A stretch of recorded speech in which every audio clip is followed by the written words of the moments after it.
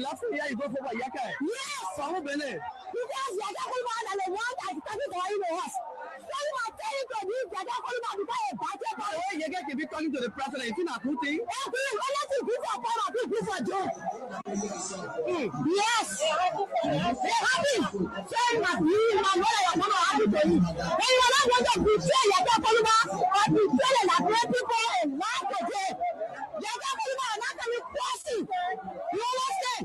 You understand? You can't walk for Yaka Kulma. They can sell up on the land. You go for Yaka? Yes, yes, yes. They don't just respect Yaka Kulma for that. You don't want to respect Yaka Kulma for that.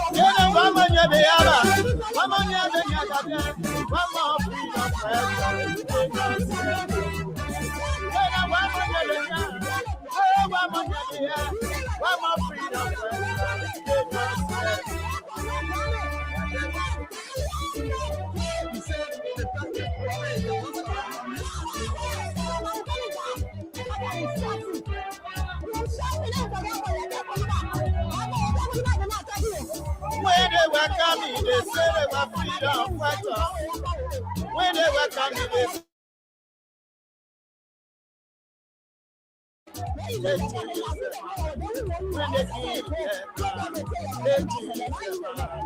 what kind of people is what kind of people is it? Freedom fighter, you raping our freedom fighter, you killing our children. Freedom fighter, you destroying our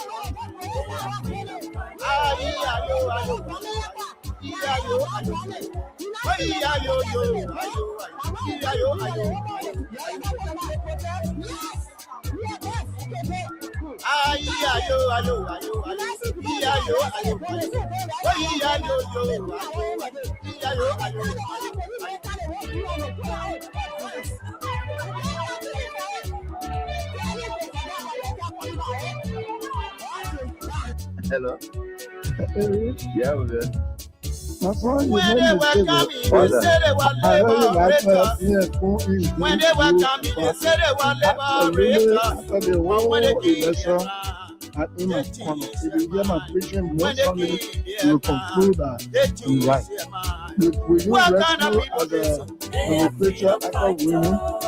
After don't answer my phone, Freedom fighter, you raping you don't let me down.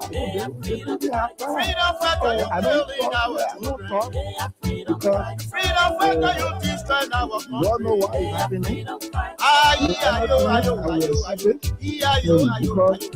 I was told is Vice President Linda. The Liverpool will not understand if I start hating on Britain. The Senate but we have the Senate funding and the taxes of people and the amnesty law and everything. Who's building it? Who's funding it?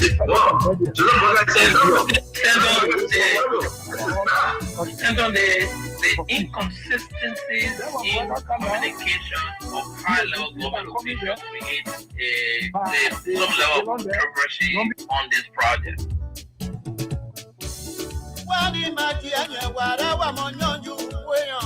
And one thing that it is a Manara Union funded project, and then the president says it's a presidential project. The state we have goes for confirmation hearing, the asking, he said, I know nothing about the project. You don't do that to your people. You don't do that. Who's building it? Who's funding it? Stand on the income. Some level of controversy on this project. Let me listen to Henry Costa. Henry Costa will ask this question. People have been asking questions. You can't talk. I heard my brother Daniel Sando say the Manoro Union. Then I heard the press secretary to the president say the project is a presidential project. There's no coherence in your communication. Your messaging has holes. How can a deputy minister for public affairs say? Let me listen to Henry Costa. Henry Costa will answer. So where are you $3.9 million? Right? You can't go to one project. What government paid the $3.9 million of it? That is just for $1 million project there. The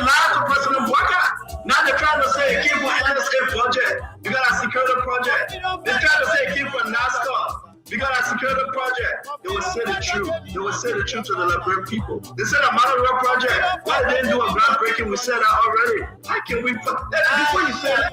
Somewhere like $3.9 million, right? You guys want that Monterey project? What the government will pay the $3.9 million of it? That's not what said.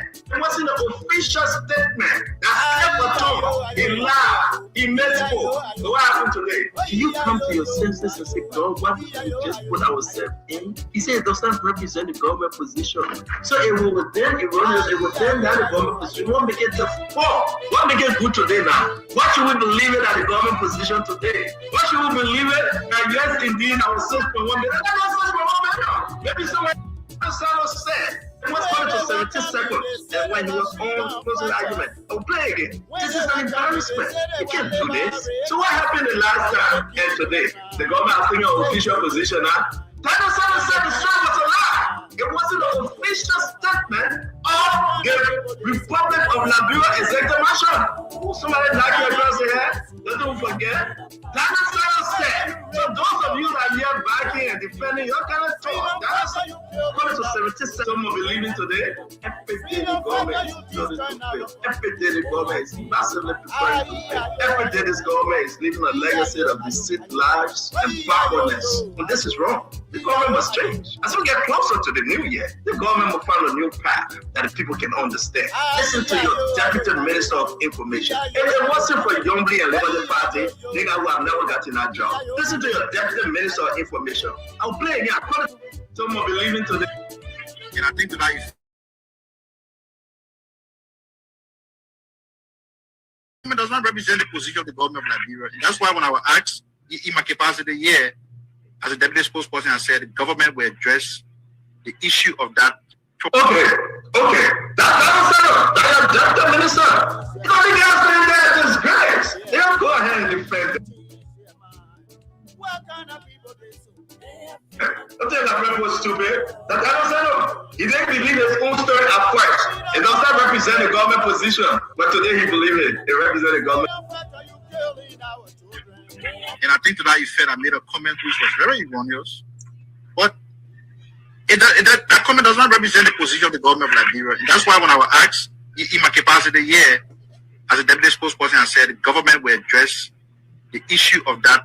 Okay. That's the minister. You don't think that's been there disgrace. They'll go ahead, government position. What kind of nonsense is that? That is not telling us. What I told you I mistake, that liquor talk. You don't believe me. But today, because he put it on Facebook and he wrote it down, so much government position. What kind of nonsense is that? What kind of nonsense?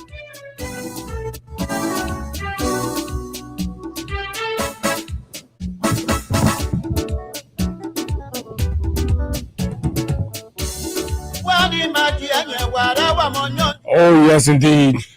What a good day. What a wonderful way. We'd like to welcome all of you folks.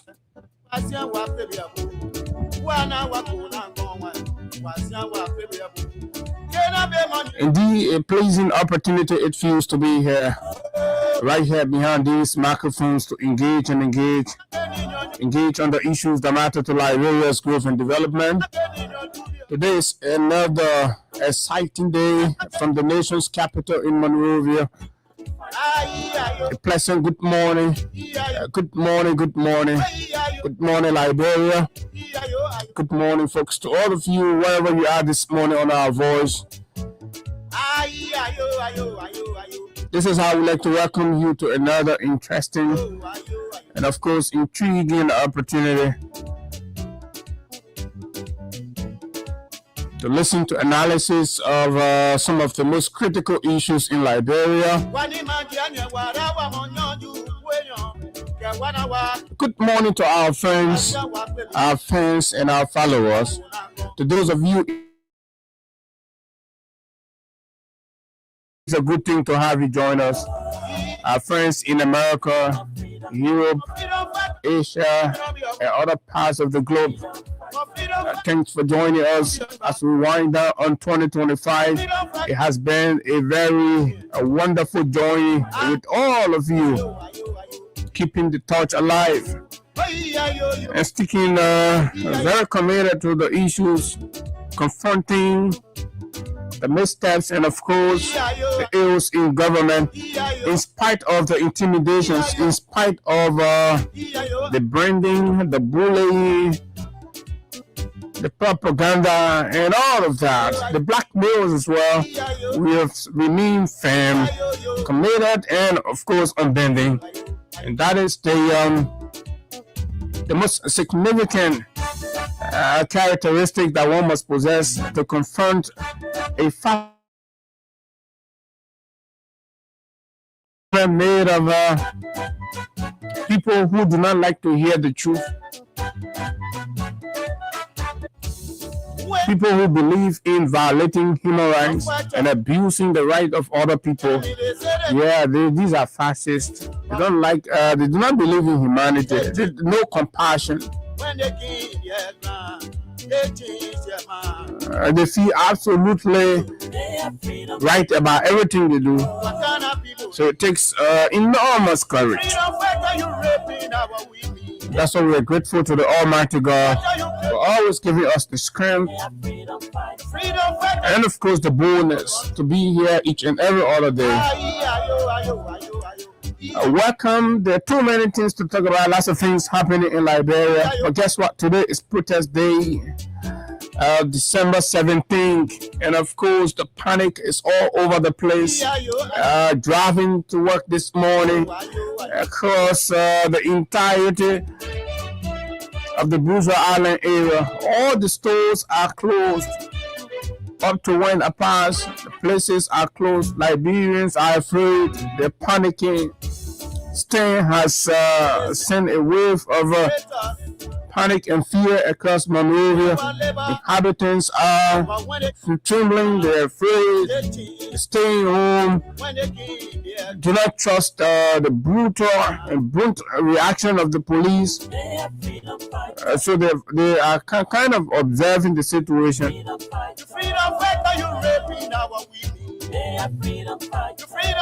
Between now to 8 o'clock, 9 o'clock, we don't know what the situation will turn out to be. But all we can say today is protest day. Today is the leave or leave protest. And yes, the organizers are very committed. We saw a back-to-back statement on last evening. One from the Liberia National Police declaring that the grounds of the executive mansion is not for protestation or what have you. And then Stan also fired back, insisting that they cannot stop them. So today is the 17th. Right here, the showdown.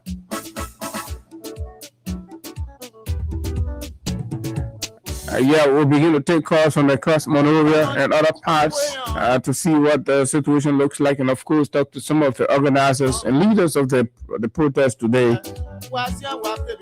We hope and pray that the government of Liberia, through the Liberia National Police, as we have already started witnessing heavy deployment of police officers with machine guns. I don't know what all of that is about, but clearly an intimidation strategy.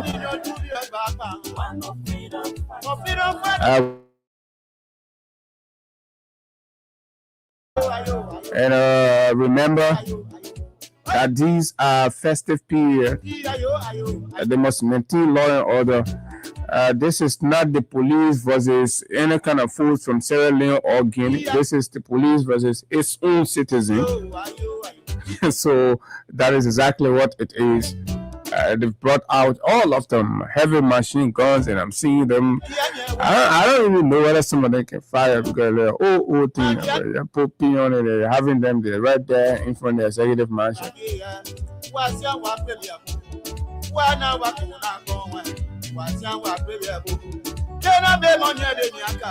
a freedom fighter. I'm a freedom fighter. I'm a freedom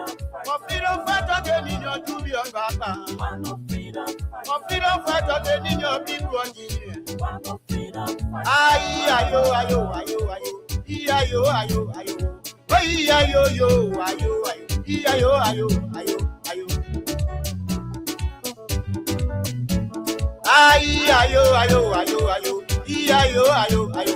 Oh, iya-yo, yo, ayo, ayo. Iya-yo, ayo, ayo, ayo. Iya-yo, ayo, ayo, ayo. Iya-yo, ayo, ayo. Oh, iya-yo, yo, ayo, ayo. Iya-yo, ayo, ayo, ayo. Music. Oh yeah, so there was this situation that happened in district number 12 some weeks, if not months ago, where some citizens were being chased by, I think, DEA officers or police officers believed to be drug addicts, and they got drowned in the double breach, that double breach area, that water, that little river. I don't know what is the precise name of it. And so the families and other permanent residents, community dwellers, some of whom children got drowned as a result of that raid, have begun knocking the doors of the government of Liberia, seeking to know and get some answers. But it seems all of the conversation has fell on deaf ears. And so one young man who has always taken leadership in district number 12, Mr. Prince Crippler, has taken upon himself to engage the government in a more constructive and, of course, a structural manner. He has written several communications to the Ministry of Justice and other relevant authorities, some stakeholders as well.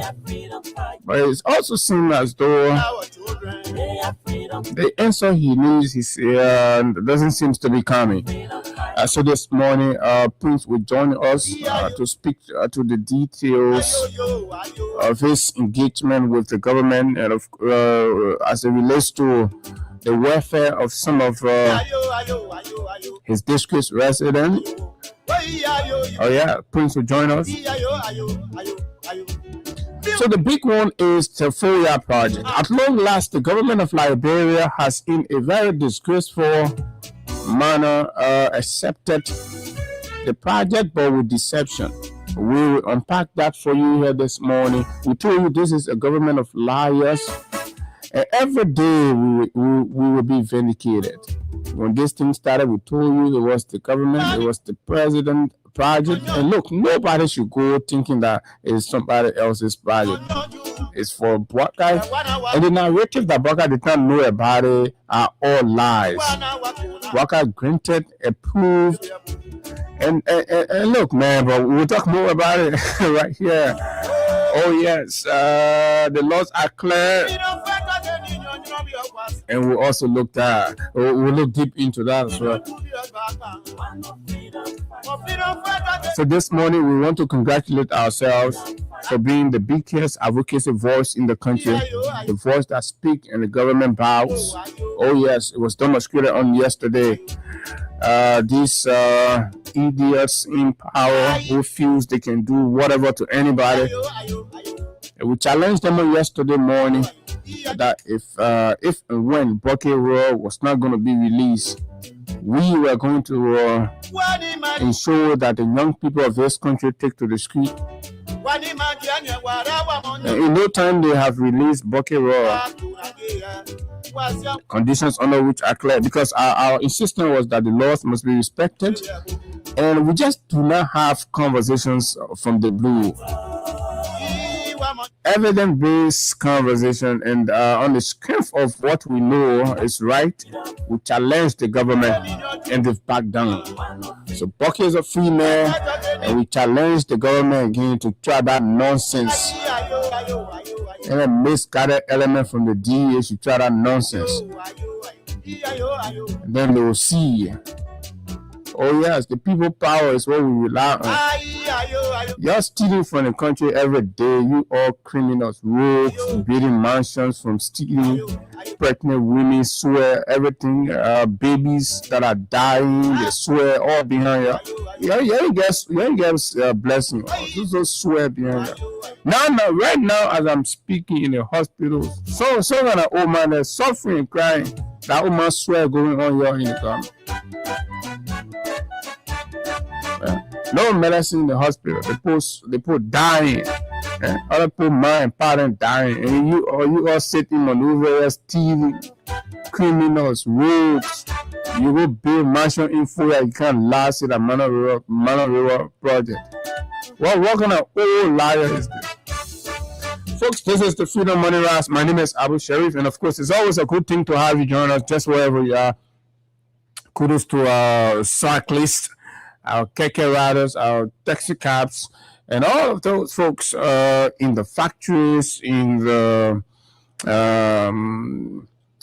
concession side, or the masses, the left behind. Those are the people. These are our strength. These are the people who have been marginalized in the country. These are our supporters. They are our followers. We take pride in them, and they are our friends. These are our people. Everybody that's suffering from bad governance and bad labor practices, these are our friends. Oh yes, it's always a good thing to have all of you join.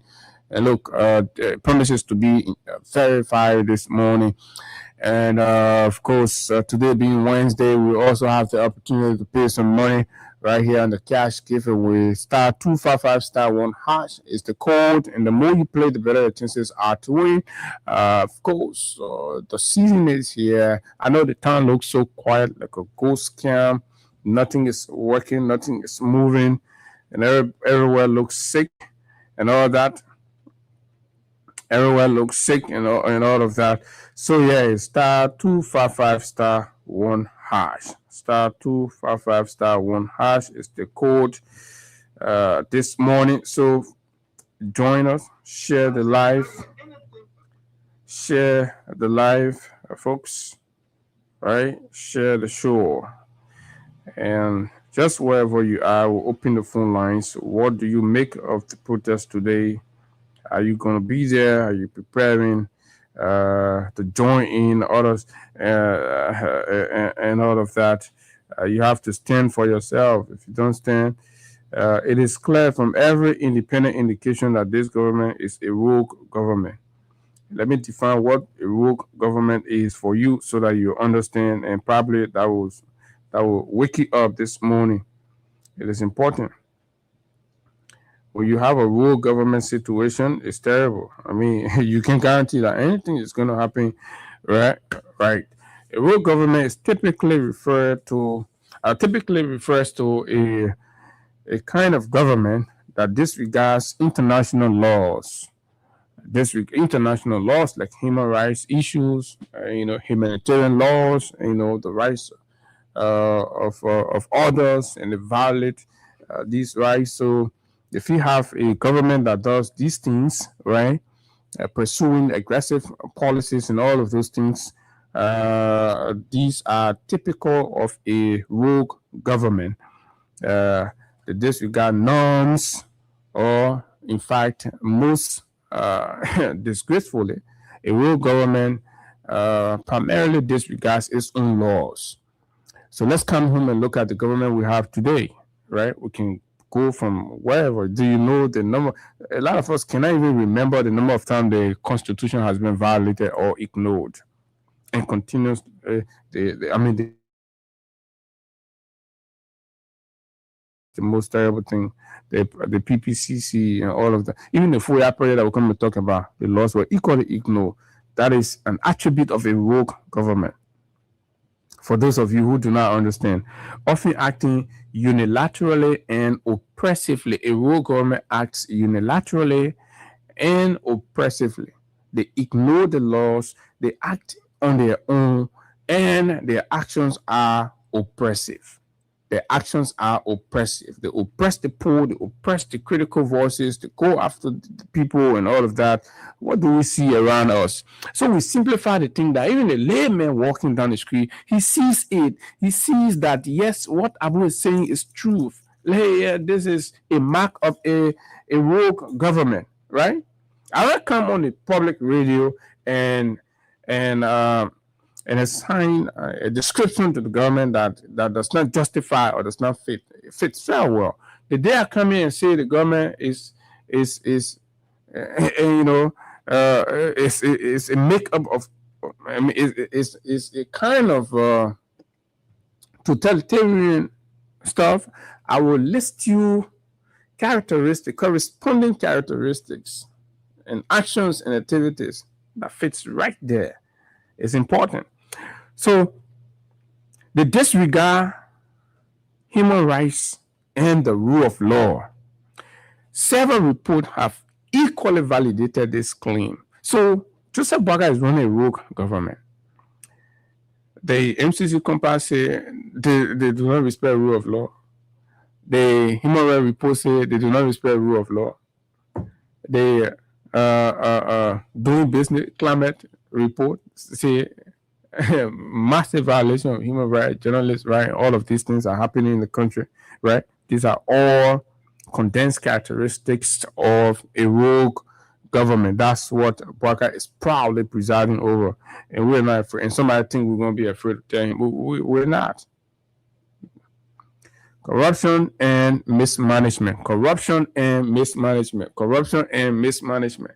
Corruption starts from the Ministry of Finance. There is an industrial scale of corruption that's going on under Augustine P. Gaffron. They're stealing the people money. They're stealing the country money every day. Even now, as we speak, they are stealing the country money. People are suffering, and the few that are privileged, they're brought in this rogue government, and they're stealing the country money. They're stealing like they're stealing, and they're stealing. They're amassing ill-gotten wealth. That's what they're doing. Lack of transparency and accountability. The lack of transparency. Look at all the contracts that the government has issued. Lack of transparency, no openness, no accountability, right? Look at the yellow machine thing. One moment you see Mamaka ability over the boss passing around, couldn't contest yellow machine, right? No details. The public is kept away from anything. Few pieces of that yellow machine is in the country, no accountability, no conversation. We don't even know. We're hearing unconfirmed that those machines that were brought here are in the Southeast and they're mining golds and minerals. For who? Nobody knows. The president is there. It's okay. Nobody's asking the question about that yellow machine that Mamaka ability paraded over. They said they were carrying it to Bafte Trini Barrick, right? Bien Keseli Barrick. It's not there. They carry their money in Sano, Grand Jida, they're in country future, right? And the president is aware of these things. So that is the real government. No transparency, no accountability, no openness, no fairness, and everything is just happening haphazard, in a haphazard manner. In Liberia's context, this term might apply if referring to actions perceived as corrupt, opaque, or violating laws like procurement irregularities or human rights concerns. That is it. In the context of Liberia, this is where a rogue government fits very well. Oh, yes, indeed. This is it. And of course, let's see what other issues we could just bring you up to speed with in terms of some of the matters that are trending in the country this morning. The survive addiction. Now comes the hardest part. Going home. Life after addiction. Life after addiction. The people who get arrested, the people who get taken, and this is in the front page Africa newspaper. State accused of withholding international fire expert report in capital arson trial. Where is the report? So the Liberian government spent maybe million or several hundreds of thousands United States dollars taxpayers' money, right? And brought in quote unquote fire expert to investigate the capital arson or the capital building fire incident. And then the folks did their work, and then they produced a report. The government should use that report to prosecute the people that they have arrested and placed behind bars as suspect for the capital fire. Now the government is struggling, right? As its witnesses are undergoing cross-examination. Question now becomes, why is the government afraid to display and make public the report from the experts? The money that was used to bring these people in the country, host them here, and do whatever, it did not come from Joseph Boakai, father's inheritance and all of that. They're not Joseph Boakai power money, and they're not his mom money. It was the country money, so he has to be accountable to the country, and that's it. So, but for somebody to think that the report is done and the report can be kept away from the public, and the matter is going on, tons of tax dollars are being wasted as the situation goes on, and the facts as to what actually happened, are contained within the experts report. So why will you ignore the experts report and then you start to go on hearsay and adducing uncorroborated evidence in a landmark case like that? People are asking the questions. So on the flip side, saw photos of the lightning along the RIA road. That is a good thing, and I want to say kudos to the government and the LEC for that, right? The project has not completed, but the only thing that could appear a mark from them is to put light there. So never mind, that's no problem. That's a good thing, because when the place lighting, it's okay. But any which way, light was still going to go there. And you understand? So the question has been, the thing that nobody was thinking, they're not in any plan, they're not even bring it, let's see it. Because lighting of the RIA is part of the road project, it's part of the road plan. You yet decide to do it ahead and all of that. But which is not a bad thing. It's a good thing, and we commend that. Right? But it is within the plan of the road construction. So it is not a Boakai's project. It is still a fulfillment of the WIA's vision. So you see, how are you going to be stealing and you think you can steal, small steal, big steal, that is soon steal, you steal project? Because you can't tell me that WIA initiated the RIA rule, do the design, make the payment, sign the contract and all of that, but then they put provision for lighting. You can't tell me that one there, right? No community rules got lighted. Then what more about that kind of amount? So it was there. So you just decided that since, okay, they may not take time to say, and we're struggling for prayer, so let's go put that on, take picture on it, or apologies and be posting it. But everybody know that we are project. Me. Right? So that is that.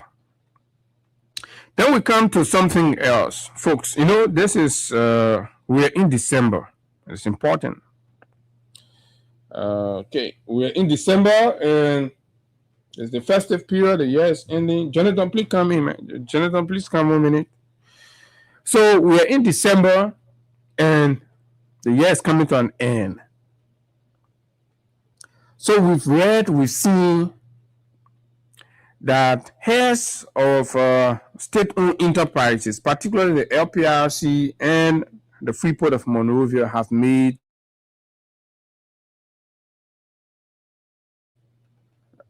giant pronouncements. You hear it, it's good, it's attractive. What are they saying? They've said that employees working for these entities in this December will each walk away with 60% of their salaries as bonus packages. And you're like, wow, this sounds amazing. But again, where are you getting the money from?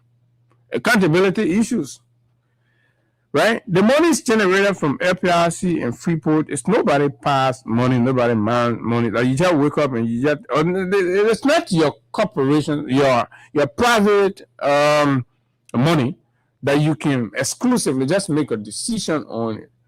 And you just go, you take the money, you pay it out, and you have the board. So you see how the boards can be useless when the boards were set up through compromises. Because no sound board understanding the core responsibilities and duties and function of a state-owned enterprise will sit there and approve a 60% bonus payment. What sense does that make? 60%? Are you kidding me? 60% bonus payment, right? When the government of Liberia is still struggling to mobilize and achieve its domestic revenue target for 2025, and somebody is sitting and using and wasting the country money and say you're doing favor. You don't do favor, go to your private company and go do favor. That one you can take your money do anyhow. But the money that all of us have a stake in, you go and make and do big show on the Liberian people money, say 60%, and everybody saying no, right? Other civil servants who are equally contributing to the country and the government are not getting 60%. That's unfair. That's injustice. That's lack of equity. The government must work equally to a larger extent.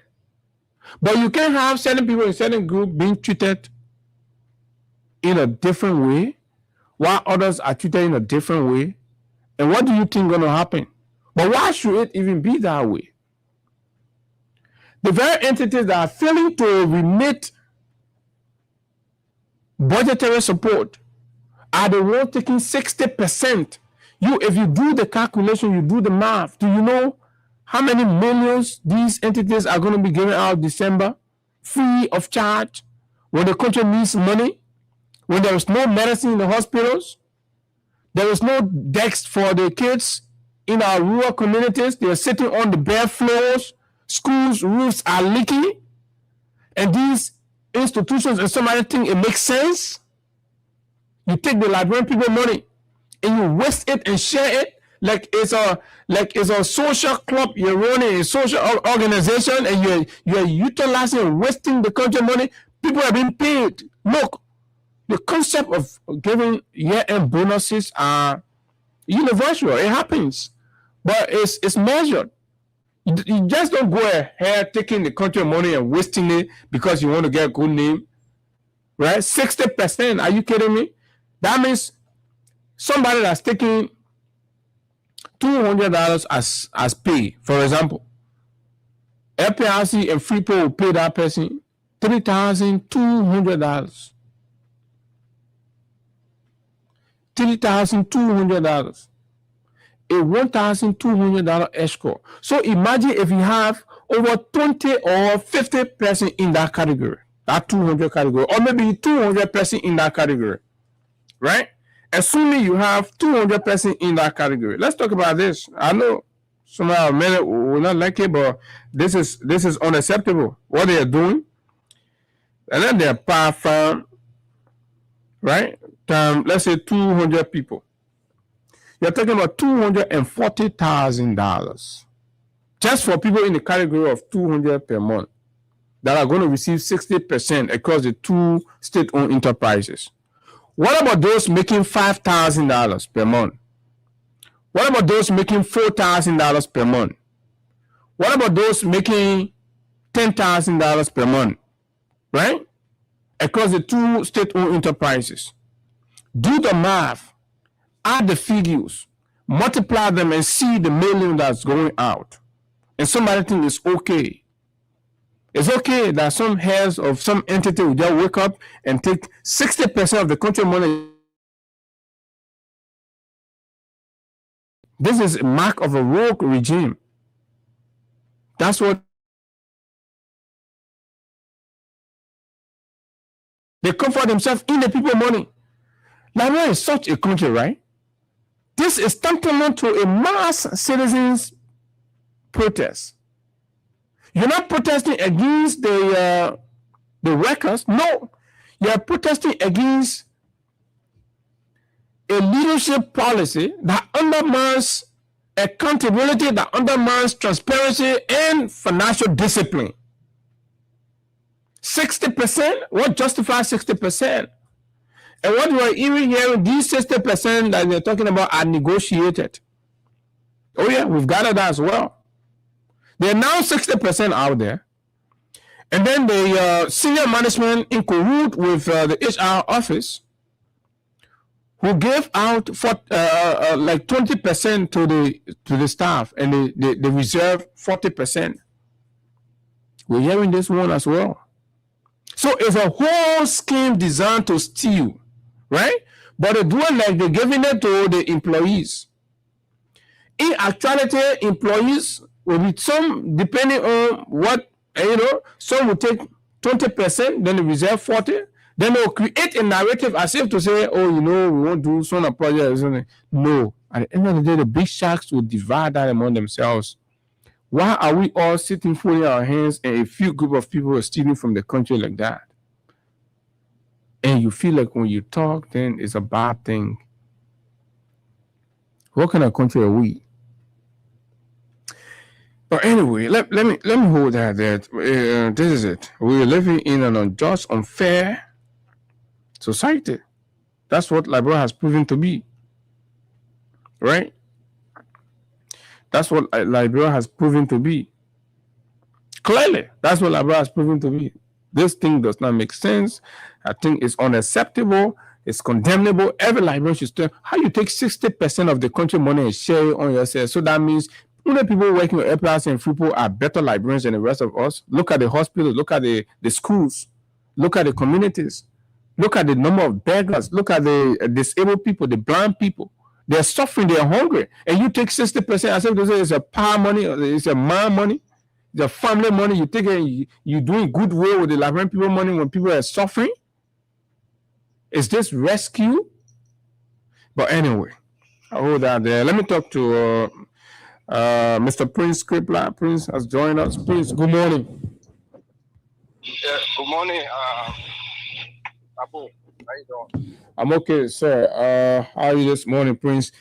Thanks for joining us. I'm doing good, and thank you also for putting me on. And let me say a good morning to the people of Liberia on the sound of our voices. It's a pleasure, Abu, to be on your platform once again. Good, Prince. Let's just go straight into your district number 12, and there's this issue there. I think I want you to bring us up to speed. What is unfolding? Yeah, basically, Abu, couple of weeks ago, there was a joint raid conducted in the Stephen Tobo Estate community at a popular place known as Portrait, very close to the Special Project High School, right on the bank of the Mesorado River. LDA and the Liberia National Police conducted a raid as part of the government effort to curb the drug situation in the country. I want to first send out the disclaimer so that rumor mongering will not carry my position in the wrong direction. I support any effort, whether by the government, independent Liberian citizen, or private non-for-profit organization to rid our country of drugs. But the point is, whatever we do as a country must be in conformity with the law. That's correct. And in keeping with international best practice. So basically, the raid allegedly that were conducted in Stephen Tobo Estate, there is a widespread rumors, and I've received pictorial evidence, from residents of Stephen Tobo Estate that over 15 persons got drowned as a result of 15? 15 persons got drowned. Wow. And 5 persons died on the spot, and they were buried in mass. Several others were injured in the Stephen Tobo Estate area, specifically in the Mesorado River, right there. That the individuals that died, they were buried in one grave. And I shared, based on that, I wrote the Ministry of Justice, specifically the minister, requesting for an impartial, immediate, unconditional investigation into the matter to establish the truthfulness of the allegation of 5 persons dying and over 15 persons, getting drowned in the river as a result of the careless,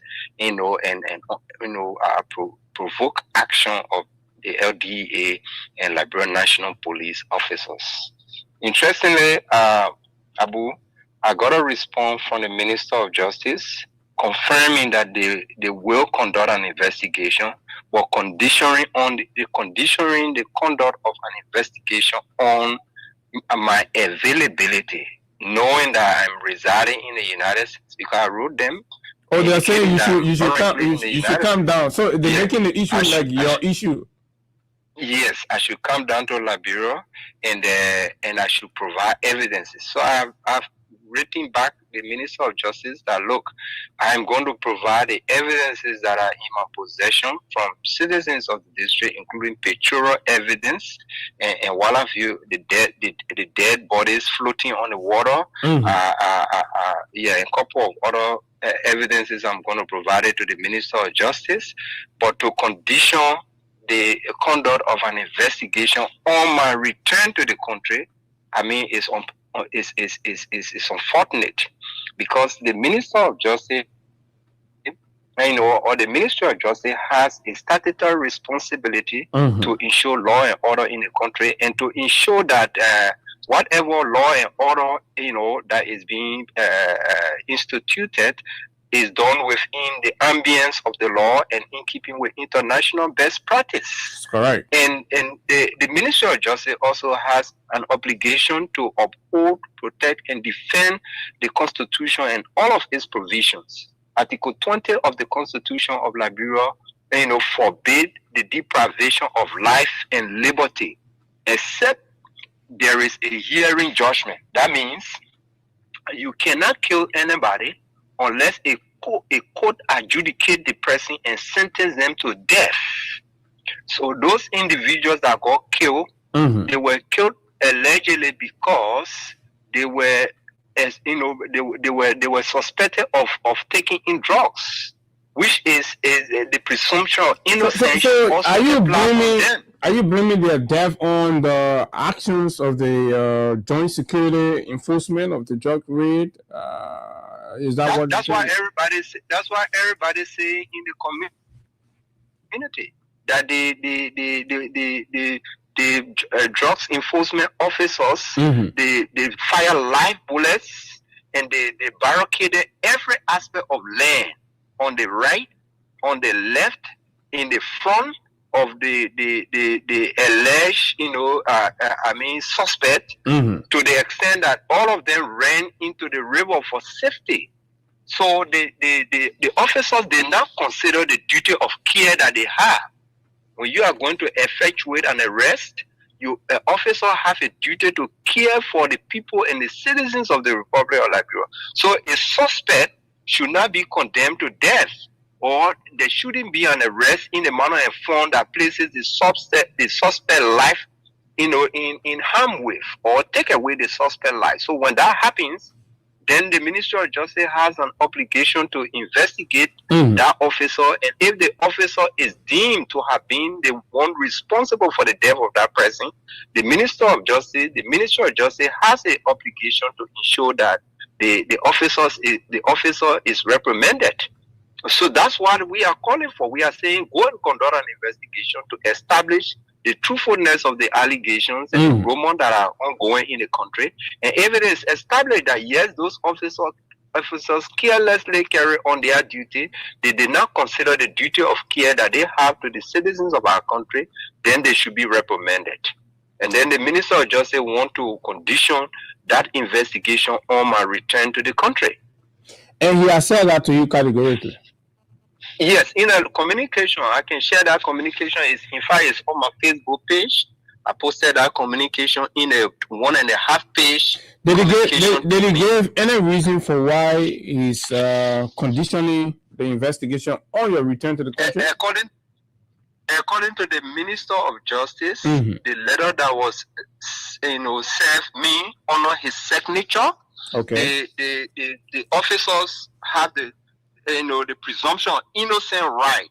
I mean, they are presumed innocent. What we are saying is allegation. So for them to be able to go into an investigation, we should provide evidence.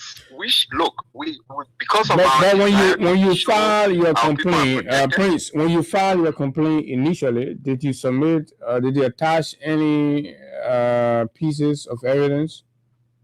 No. I told them that I was prepared. I am available to provide those evidence in the second batch once they request that. Have you done that? Normally, the evidence. Yes, I have done that. In my response to the ministers,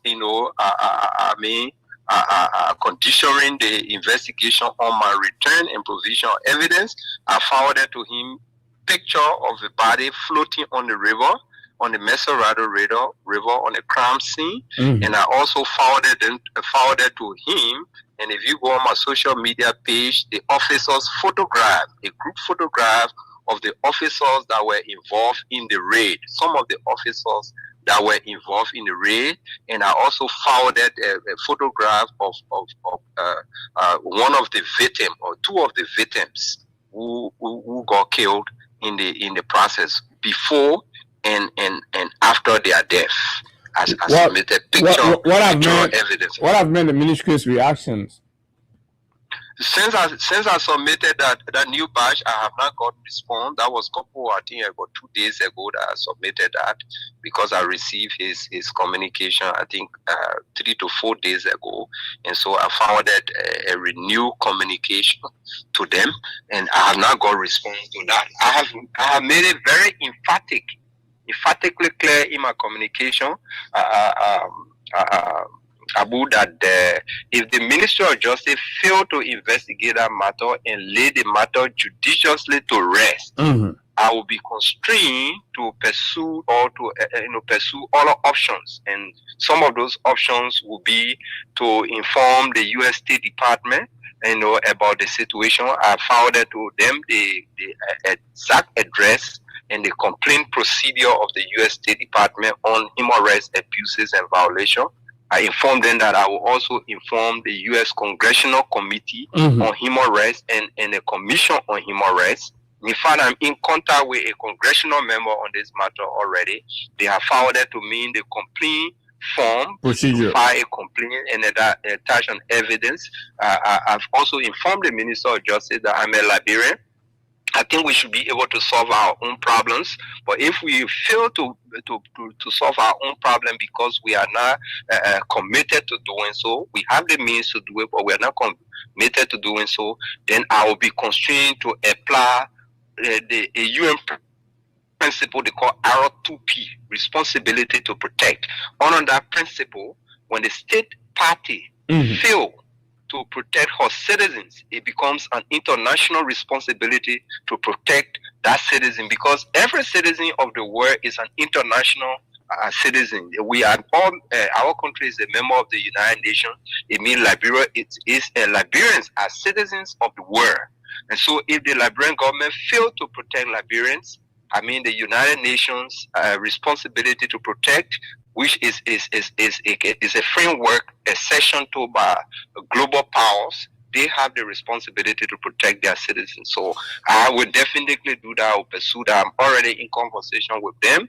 They asked me to exhaust every locally available framework or means. And once that is exhausted, then I can reach out to them. So I'm exhausting that, and I hope the Ministry of Justice, I informed the Ministry of Justice about the fact that I'm exhausting that. I hope they will listen, because as a Liberian, I don't want to send a message to the world that we are not capable of protecting our own citizens. We are not capable of solving our own problems. But if the government fail to act, I will be constrained to do so for the safety, well-being, and welfare of the population of District Number 12.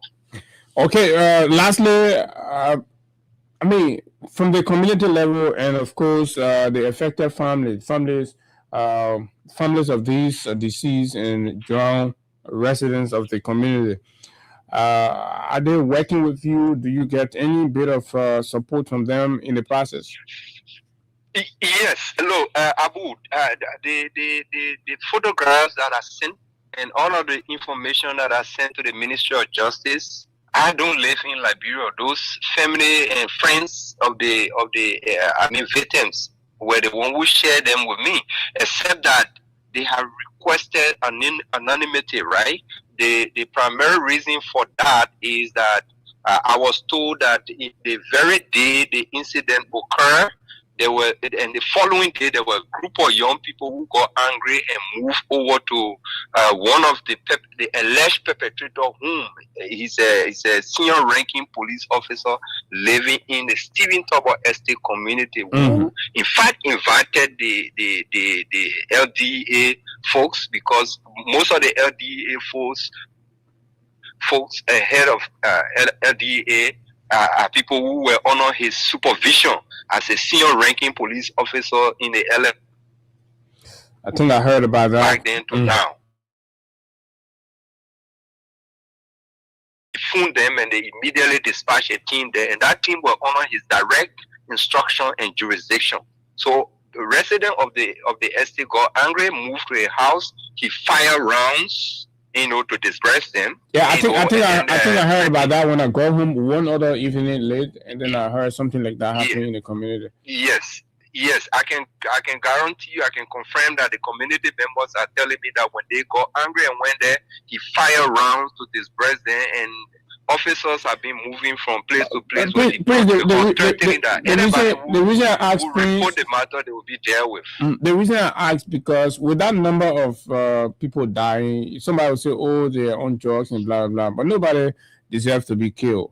So with that number of residents or citizens dying, and the community looks quiet about it most times, probably maybe because I don't spend much of the day there, but it is not of an issue like that you see that this is a community that's angered by the manner in which law was enforced in the area, leading to the death of several residents. So Abu, here is it. The community is now quiet. People are whining, but they are whining behind the scene because this issue about drugs in Liberia.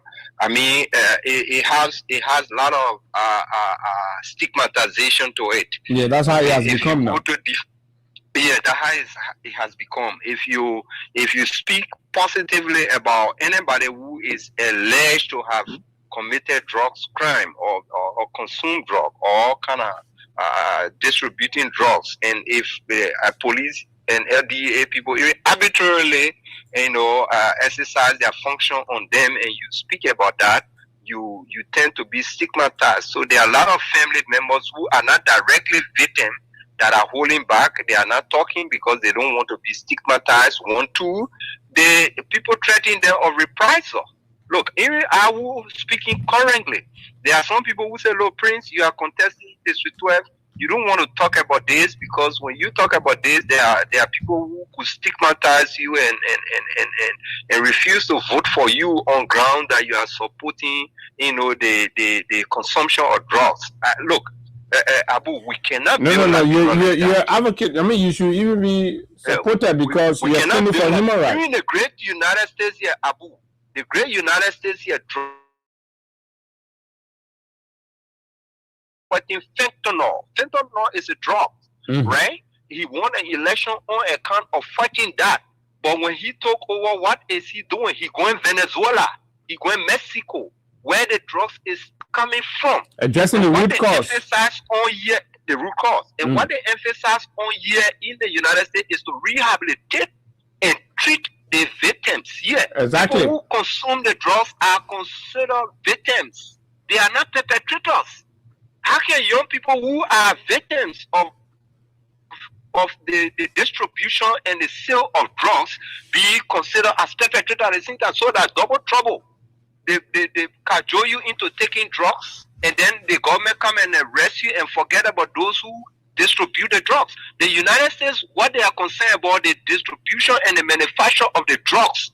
Those who are manufacturing and distributing the drugs, they go after you with precision, with accuracy, with all of the powers of the United States. And then they rehabilitate those who are taking in the drugs, they treat them. Those are the things they do. You go all over the country, you see, testing centers, You see, the government pump money into different NGOs to treat, drugs users. Okay. They don't put them in jail. But our case is different, right? You listen to the president. If you listen to the president, let me close on this, Abu. Please do. If you listen to the president in his cabinet retreat, the president said he accused LDA and police officers of acting outside of the law. When you accuse them, what do? You take action to make sure that they don't act outside of the law. You can't be fighting drugs in the outside of the law. You got to fight it within the framework of the law. That's correct. Within the ambit of the law. That's what we are fighting for, to make sure that those things are done. We're not supporting the intake of drugs in the country. We're not supporting the distribution of drugs. But we are saying while we are fighting drugs as a civilized and responsible country and government and people, we must do so within the framework of the law and international best practice. Or else our country, our government could be branded as a state sponsor of extrajudicial killing or violators of the law. Thank you very much, Prince Crippler. And of course, we'll keep following up with this and other issues. And I agree with you. This is a very passionate advocacy against human rights abuses, and nobody's supposed to lose their life in that form and manner. So we are with you and we support the process. Thanks a lot for joining us. Thank you, Abu. I appreciate you so much. Okay. Prince Crippler is a stakeholder and, of course, a community leader there from District number 12, Montserrado County. And that is it. So we move now to something else. But just before we do, let's transition with this song right here from our man, Bucky Raw. He's out. Thanks to all of us who stood up, advocated, and of course, demanded that the government will put the man out. Okay, the legal way trying to make life, and the system is after you. The system is trying to bring you down. Shout out to this one down right here on the big station, Freedom 87.9. Today is Wednesday. Star 255 star 1 hash. The more you play, the better chances are to win. And so yes, okay, so the folks are out there. Let's see and hear. Let's speak to some of the guys out there providing coverage and over what is happening out there. You know, we're right within here, and I know our good friend Emmanuel Mompolo. Emmanuel, good morning. Welcome. Good morning, Abu Shari, and good morning to the rest of the Liberian people following the show this morning. Emmanuel, you're out there. Pretty much tell us, what does the scene look like? Okay, so this morning I used the Ken Johnson route in order to come here. Capitol building. But to be fair, the traffic is actually cool from the Ken Johnson road in. Okay. Until you reach at the intersection of Bassa community. Mm-hmm. And then the traffic is still number. As a journalist, I moved in. I have my jacket on and I have my identity. And I'm talking about Adika. Why are they screening for Adika before passage? Of course. So when I reach, so what about regular citizens? Regular citizens are not allowed really to use the route of the executive mansion, right? So when I reached that around the executive mansion, I showed my identity. In fact, the road had been blocked with barbed wire. Okay. So I moved in to identify myself. Though I'm in my jacket, the police officer asked me that they were not informed that journalists should use the route leaving from Ken Johnson Road coming to the Capitol building. Okay. So yes, to avoid embarrassment, I used the other route from the headquarters of the so they deny you from using that route. Right. Even though you display your ID card. Right. Yeah, even though I have my jacket and I have ID card. Also, they are controlling they are controlling where journalists can broadcast from or can pass from. Yes. So when I passed back, I have seen other journalists here, right in from PPCC. Okay. There, all of the media practitioners and we are not still allowed to pass to engage the Capitol building. Remember, right in front of the executive mansion is opposite the legislature. So okay, so what are journalists other citizens, nobody's allowed to pass the barricade into or between the Capitol building and the executive mansion. Is that what the picture looks like? Absolutely. You are not, for now, you are not. In fact, those who pass in to go, they have other ministry and agency around here, right? For example, people work here to PPCC, other work to other places behind the executive mansion. Before you pass, you have to identify yourself with ID card. Other than that, you would not access your office.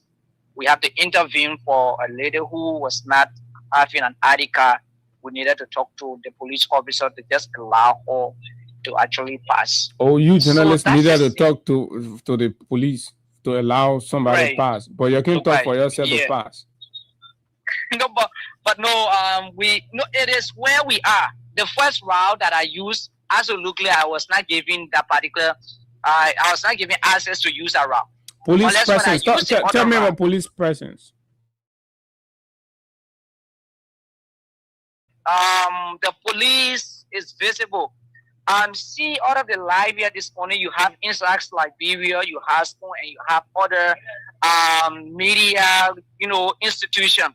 The police presence is here actually, but the good thing is that the traffic is flowing.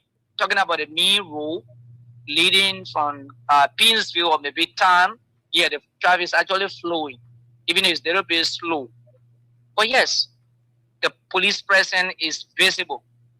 Describe the police presence. Well, the time exactly is after 8 o'clock already. No, I mean, how are the police there? I mean, paint a picture of how the environment looks with the police. Are they huge? What are they carrying? How are they there? Just tell us. What do you see? Actually, you've seen them. Yeah, some of them I seated, and few of them I already searching people. So if you want to attach them with number, you would be like maybe around 100 or 75, because you're talking about the one that within this intersection. Even though you have other majority of them on the other side, but where I'm standing to where I am currently, you want to count them, maybe you have about 75 to 100.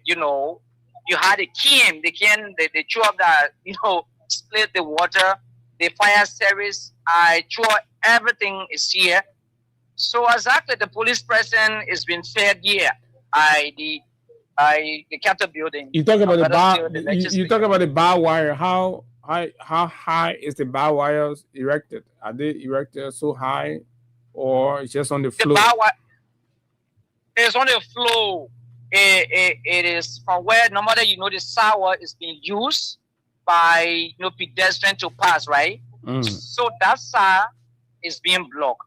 Even the route that vehicle used to go through have been blocked. So you only have the middle where vehicles will be searched. Thereafter, the whatever they have there will be removed before you pass.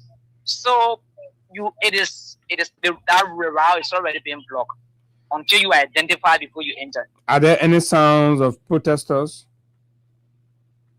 Well, to be fair, we are not seeing the protesters. We have heard about them, but all the media practitioners that came, they have not seen any of the protesters.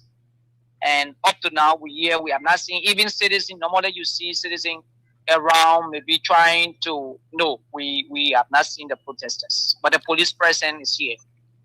For the regular passerby, are they seeing anything? Pedestrians, road users seeing anything? Are you hearing anything from citizens as to how they feel about what's going on? Well, you don't even see the presence of passerby. I think you only seeing the MCC worker carry on that normal, sweeping. And like I said, when you see some of these people passerby, some of them are actually giving the ID card before. Okay, so the other guy trying to identify himself, it seems they can walk within this place. You will have to identify himself properly so that you just come for identifying yourself. Okay, so you're in a kind of rush. Okay, so what do you think? Does it look to you like it's going to gain momentum as time goes by, or the police have things under control? I didn't get you. What do you think? Does it look to you like it's going to gain momentum as time goes by, or the police have things under control? Yes, I just want to give my perspective on past protests against them with other organizations the last time they have a protest. At this time when we came, usually you would not see the protesters at this time because it's just after it. Normally there will be people trying to put things in place. Okay. So I think taking into consideration my past experience in protests in Liberia, you will see them at this time. From now to 12 May Day, then you see whether these people have already gathered whatever people they have, then before engaging. So from now to 12, in my mind, in my experience, you may not see them because protesters usually will have to mobilize and try to bring their people in order to give petition. So we're waiting for now to 12 and to see exactly how the momentum will be like.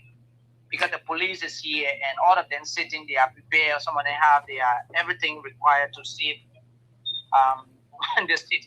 Okay, is it fair to say that the protester has equally succeeded in creating an atmosphere of panic around the capital area there? Of course. When even if you are not informed of the protest as a citizen, for the fact that you would come here, you will see that things are not the way the regular daily activities are. You would know that something is happening, and then maybe you will let to ask question what's happening. Then someone will give you clarity that something is happening, right? So yes, you can just by saying you will know that the day is not the ordinary day that we usually have here. The police present telling story all by itself. Thank you very much, Emmanuel. We'll speak to you and keep following up as time goes by. Thanks a lot for the update. Okay, thank you, Abu. Okay, thank you. Okay, so that is it, and that's exactly the situation right there as it relates to the protest. It's 9 minutes to 9 o'clock. At 9 o'clock, we transition and talk about the FOIA project. The government of Liberia yesterday at the MICAT says that it's agreed that it is a government project, and so this has received mixed reactions from the public, independents, and of course critics have all weighed in on what this means. Almost 1 year later, the government has finally come out to say, my people, that government project, but they're not Bwaka project. The government project, but that regional being for MRU. Benin for MRU for peace Benin. Sounds so funny. It's hard to steal, you know. Say, my people, we big here that government project, but we Benin for MRU. That's what the government said. That's what the Bwakai government said. But let's take a walk. We come stop on Liberia. We'll come back. We go into other issues right here on the Freedom Morning Rise. This break.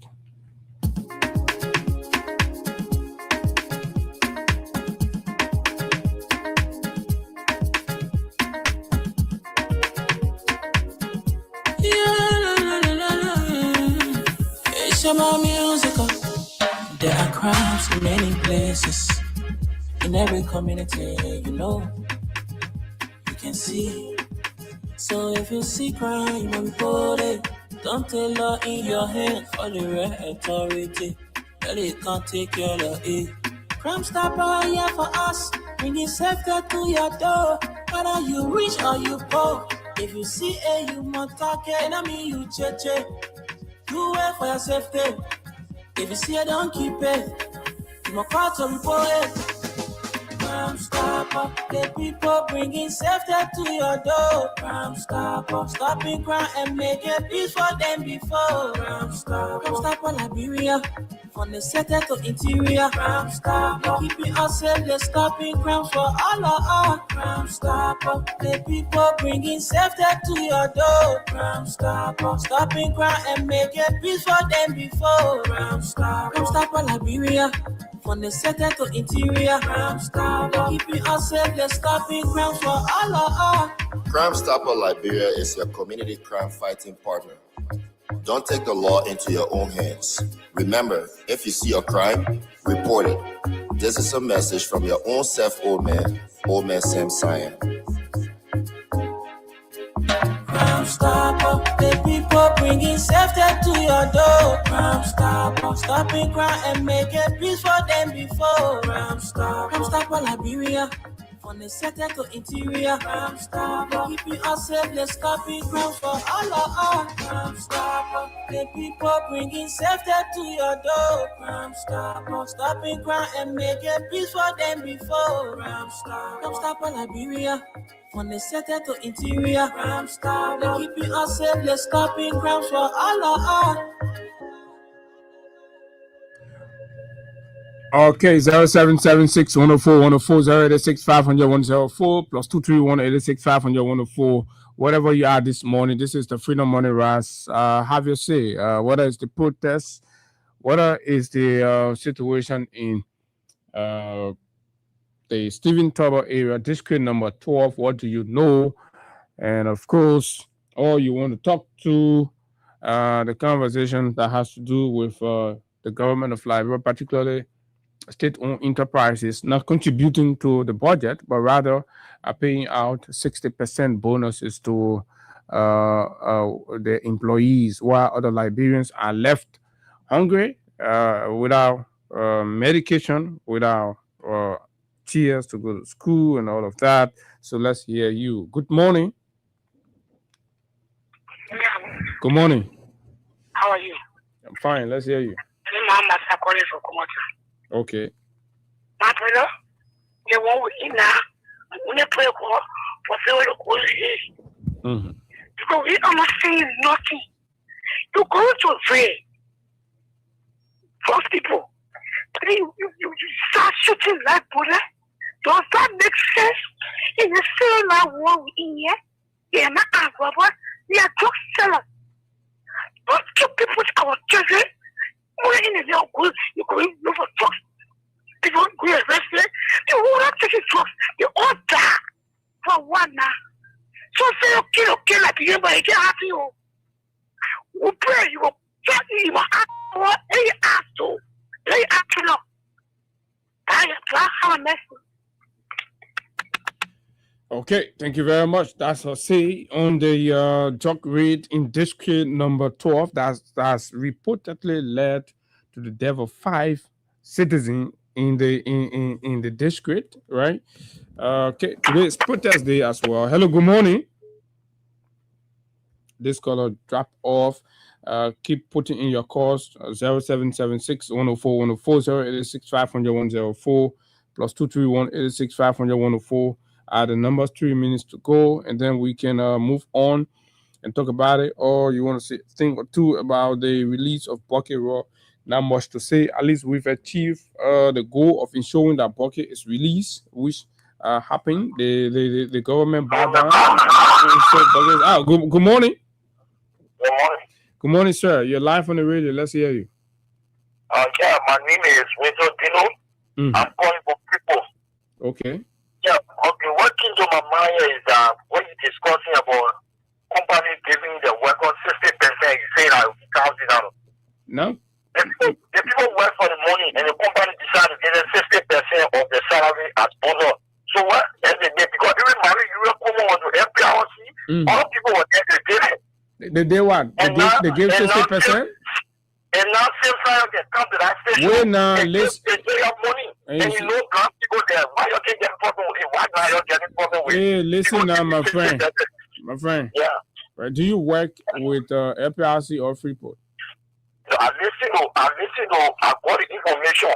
Hey, no, I'm asking you, do you work there? No, I got people working there. Okay, do you know that it is a government institution? Yes, I know. Are you also aware that they have both now contributed a dime to the national government cover? No, I know that. Okay, but should they be operating and not contributing to the government? No, it's not right. But we should know that. Okay, listen now, we're getting somewhere, small way now, my friend. Right? The country for everybody, we all get it rare. We say your own, I say my own, but we got a reason. And you understand? Right? Yeah. So at least you know now that as of 2025, both LPRC and the Freeport of Monrovia, the record shows that they have not contributed a penny. The deputy minister deputy head from the LRA appeared at the Senate and he confirmed that these state-owned enterprises have not contributed a dime and they're not living up to their budgetary commitment. So in the face of that, right, the heads of this entity are taking 60%, giving it to people who work there as bonuses. So what are the institutions created for? Are they created for only people that are working there, or they're supposed to be contributing to this country budget that everybody will benefit from? They are there for the country. And the people that work there, they are part of the country. No. The people that work there, they're pay. The people that work there, they're taking pay. Nobody talking about their pay, right? Yeah. But why is it the entity are not contributing to the budget that all of us will benefit from? We don't have to work there to benefit from it, right?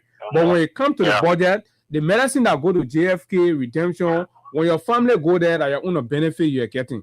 The money that go to contribute to the road, when the road is built, that you're going to benefit, you're getting. But when you refuse to contribute to the budget, right? And then in December, you say, only those that are working with you, right? All of them should take 60%. Do you know how many thousands or millions we're talking about? Yeah, it's true, but LPRC they're contributing to the budget. Maybe this year, they are not contributing to the budget. But at this year, we're talking about it now, because at this year, it's happening, right? I know. So it does not make any administrative sense. No, listen to me. I'm talking about 60%. Tell me when. Show me the record when the last time they had to pay 60% in bonus to staff. No. I don't need to call for managing director. You should provide the counter argument. Thank you very much. Hello. Good morning. Good morning, Abu. Good morning. I want to say thank you for your line of conversation. This is the common budget. Go ahead. I would see while we were talking for, of method delivery in the country who is taking a different thing. There should be a mental emancipation because people's minds are inflamed. Now when you got to say something that you don't even have information on, then when we talk about political, I know how to this. Man, tell your own, lead a man, tell your own. I'm going to say it's so, although the word degradation is just unique to environmental science, but you are using the political terrain. Why will you? Yeah. Abu, I thought the law of unjust, they said both the just are victims and the needed some maybe psychosocial help or even counseling or even to care in the home. They didn't say that who use just, who should be victim, should be taken to studies, and should be parallel camera, they should be humiliated. Because for what I read in the just law, I didn't see anything of such. And I think if Liberia are serious or just enforcement officers are serious, they should be facing the house of Mr. Tantan. Because Dominic Molu is the Dominic Molu himself. There are a lot of allegations surrounding this president's son. But Abu, there was something that was sliding that we didn't even notice. Abu, when this president took on the podium, when he went for that meeting, that meeting in Comintante, that ministerial meeting he went for, and he decided to pinpoint the DA that something that message your complaint that when he didn't pay attention to. The man was trying to say, look, DA guys, you are not done our usual thing, which is police after everything. People are not doing the political stuff. I want you to come up with political stuff. And I tell a message that was some of the things they went to do to just watch them for body raw and say, oh, okay, then they we'll do like it. How I want to do this. If you're not green, if you're not do professional work on the government, you have to leave. So the guys are supposed to do what it takes. I just saw in our whole thing. You forgive me, kind of money. Okay, thank you very much. Okay, let's take more calls. Don't forget today is protest day. How are you gearing up? How are you preparing? What do you expect? Hello, good morning. Let's hear you. Yes, good morning, Abu. Morning, sir.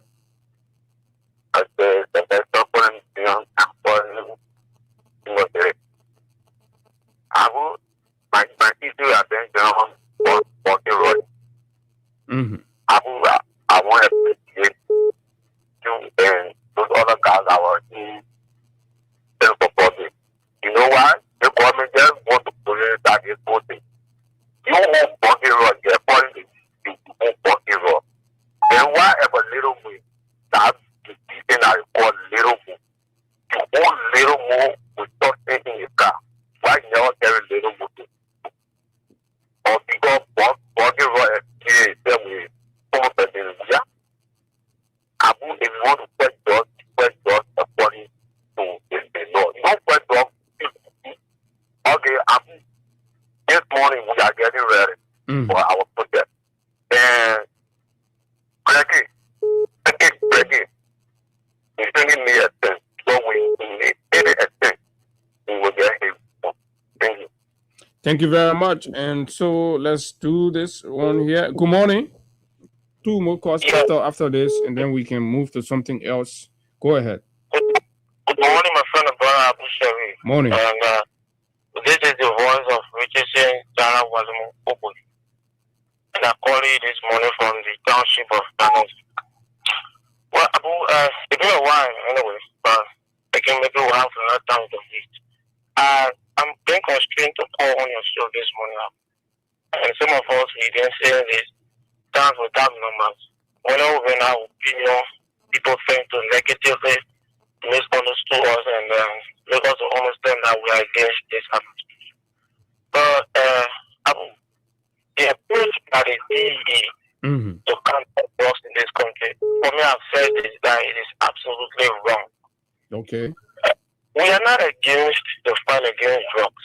We understand that drugs undermine the fabric of our country. It undermines the potential of the youth. And one of the reasons why you get a lot of young people involved into the intake of drugs, it is because of the high unemployment rate in this country. When people are busy, they are engaged in activities. You will not get people into ghettos and are involved in the issue of taking in drugs. How be it, the approach that we said is wrong. Those who are in the ghettos, those who are taking in the drugs, they are the victims. They are not the perpetrators. So why would the government be going after those who are being victimized as a result of people who are importing and are in the distribution of drugs in this country? It is completely wrong. And you see the approach the DA guys are taking, you going in ghettos and you are using firearm live bullet on people who are victims of taking drugs. So where are we heading? As a country, you know the image that's going around for this country when it comes to drugs. It is terrible. Like when you said this morning, I listened to your guest, Mr. Quicker. Almost 5 persons have been victimized as a result of the DEA against the people who are taking drugs. It is sad. It is sad. So the government needs to redirect our approach to fight drugs in this country. What you need to do, make sure you go after those who are importing drugs in this country. Okay? And not those who are taking drugs, they are the victims. Abu, thank you so much for having me on your show. Thank you very much. Let me take the last call. That's going to come from the other line here. Let's see. Good morning. Yeah. Good morning, Brother Abu. So I want to say thank you for the show. My name is Otis Barkley. I do join you from my Ghanafield residence. My issue has been, firstly, let me address the RG. The RG should tell you guys to be very careful with today because we are coming out. People of Liberia is coming out to prove to the government that they are misleading. They are breaking the rules of the country. Why would you be doing that? You came to the power to rescue into the Lofa project. No, we ain't talking about it. We reached the Lofa project. Yeah, the person has been trying to come in. Let me squeeze you quickly. Okay, but it seems you've gone off. So I'm gonna hold it right there. Okay. You see that? Morning. Yeah, sorry for the noise. I'm heading for the capital now. I'm the common post chairman. Anyone believe in me? To the capital. The executive branch. It's all we move. Meaning you're en route for the protest. Exactly, I need room. If you believe in the emancipation of Liberia, if you believe in taking Liberia from this body of poverty, this body of economic Maya. Yeah, here we go. We go to the capital to go make our voices to be heard. So let's go. Thank you. Thank you very kindly. So people are gearing up. Citizens are putting themselves together. They're organizing from different corners. And of course, the police have already set up barricades and of course deploy with heavy arms across, particularly in the heartbeat of the capital area, right? The seat of the government. They're there. They have barricaded and erected barbed wires in an effort to prevent staging protests on the grounds of the executive mansion, as others have argued that look, but this thing was where you protested, and so why do you want to deny other people the opportunity to do just that, right? Why do you want to deny other people the opportunity to do just that? Right?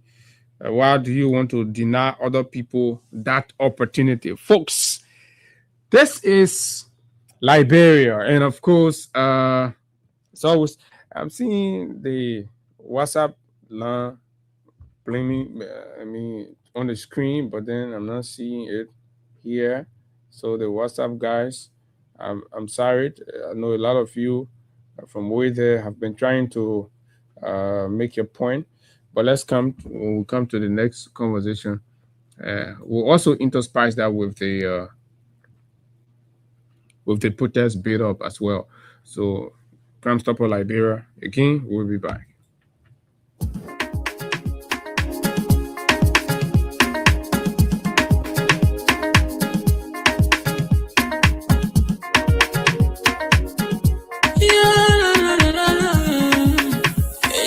Musical. There are crimes in many places, in every community, you know, you can see. So if you see crime and report it, don't take law in your hand. Crime Stopper here for us, bringing safety to you. See, you must talk, enemy, you cheche.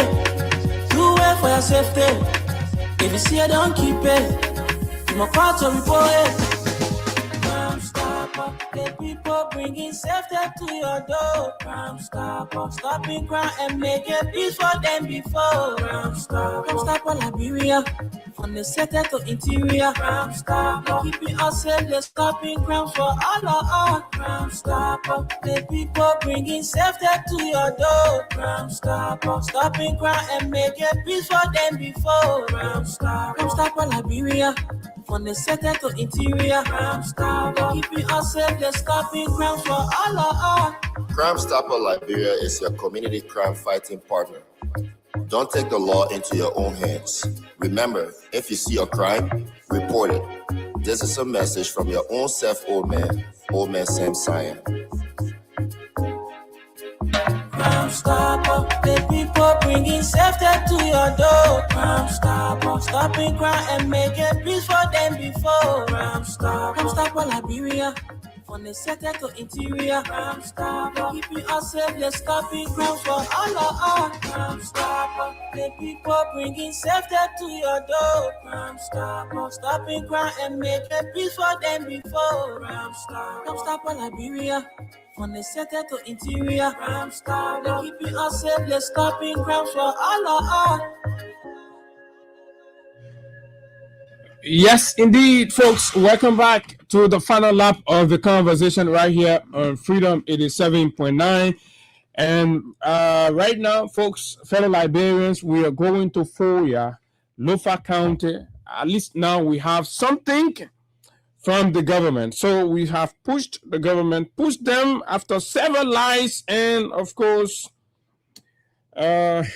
conflicting accounts and all of that. The government has finally come out to say, look, you know what, we are ashamed, we are disgraced, we are irresponsible, we are criminals, we are rogues. That's who we are, right? So we like to say, finally, that yes, the project, the thing Abu them been talking, that we've been denying, that true, that government project. This has drawn criticism and, of course, concerns from across Liberia, whether in politics, in business, in just all walks of life. Liberian citizens are concerned and have been asking how our government embarked on the project. There was no groundbreaking. How our government embarked on the project? It's a government project, is not prior, but how do we have EPS providing protection for? This is the first government project, so to speak, that EPS, right? EPS, the Executive Protection Service, right? The Executive Protection Service have been assigned for months to provide security over. Sometimes it's a government project, right? Take across Liberia, all the government projects you've been seeing, but these are all part of what we are going to talk about right here. You know, we're winding down for the year. We're going to take our year-end break. We know it's going to be tough, but we need some time to rest.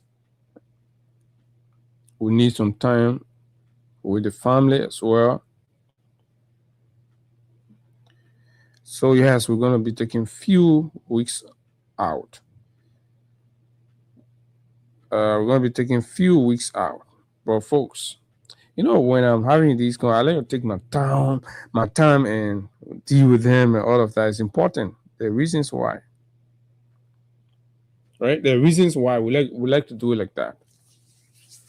So it's important for us to zero in on some of these critical areas.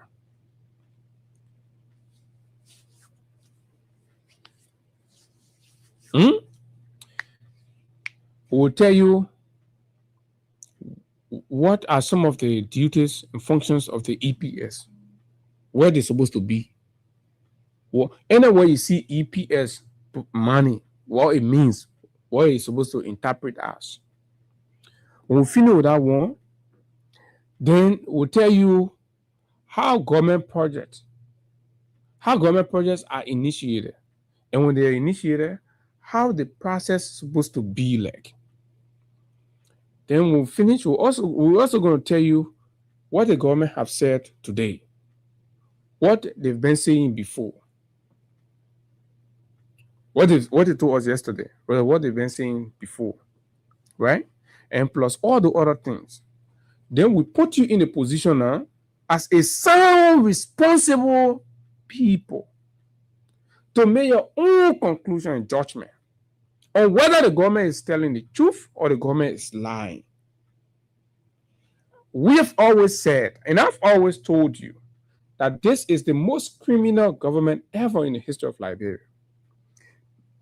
A government that feeds on lying to its people consistently, unabated. This I've never seen anywhere, not even in Baghdad. But that's what we have here today. That the lies can be so broad and the inconsistencies can be so disturbing. This is where we are, fellow Liberians. The monies we are talking about is the country's money. It's our taxes. Right? Yeah, the government can use the money, but the government, there are set rules, there are laws on how.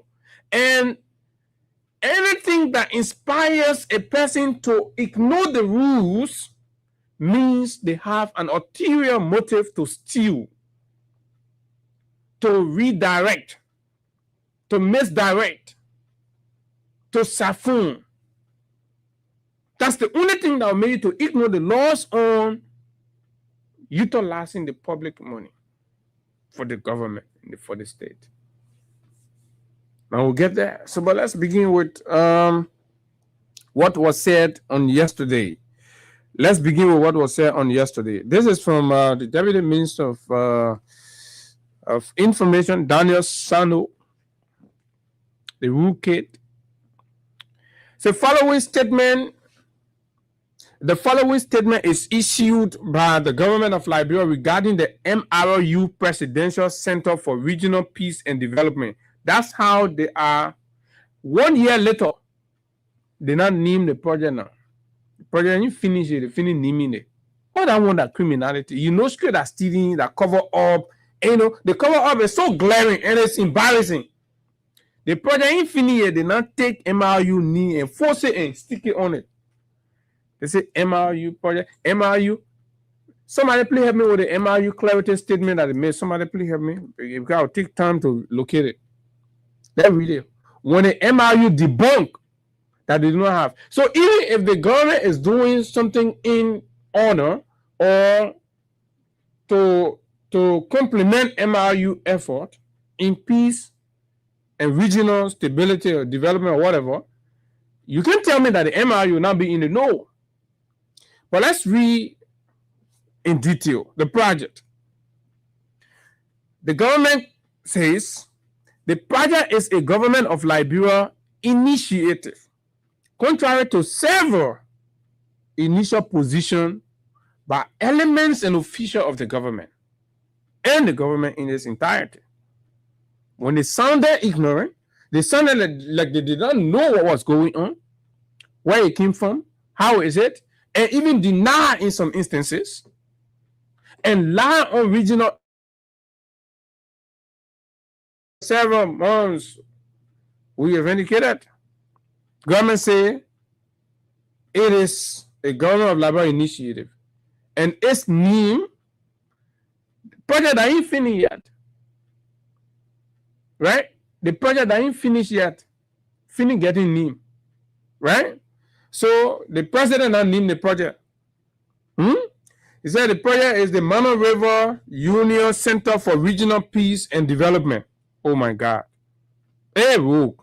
TB, rogue. God can always move from behind them. It is not private project. As some political actors and media outlets have insinuated. Are you kidding me? It's not. Okay. It is a strategic asset specifically designed to host sub-regional, regional, and global high-level gatherings, meetings, talks, and conferences focused on mediation, conflict resolution, and economic integration. Can you imagine? So they say the day MRU leaders want to have meeting, for example, they ain't coming tomorrow again. They will go in the forest. That day they will go have it. These meetings, the MRU sub-office is near the capital. It's not in the forest. So, by the logic of Buakai, everybody will move on in the capital to go in the bush to go have MRU meeting. Like we stupid in the country, we get here. Because y'all work on and talk nonsense. And talk nonsense with pride. They say because they are government. Right?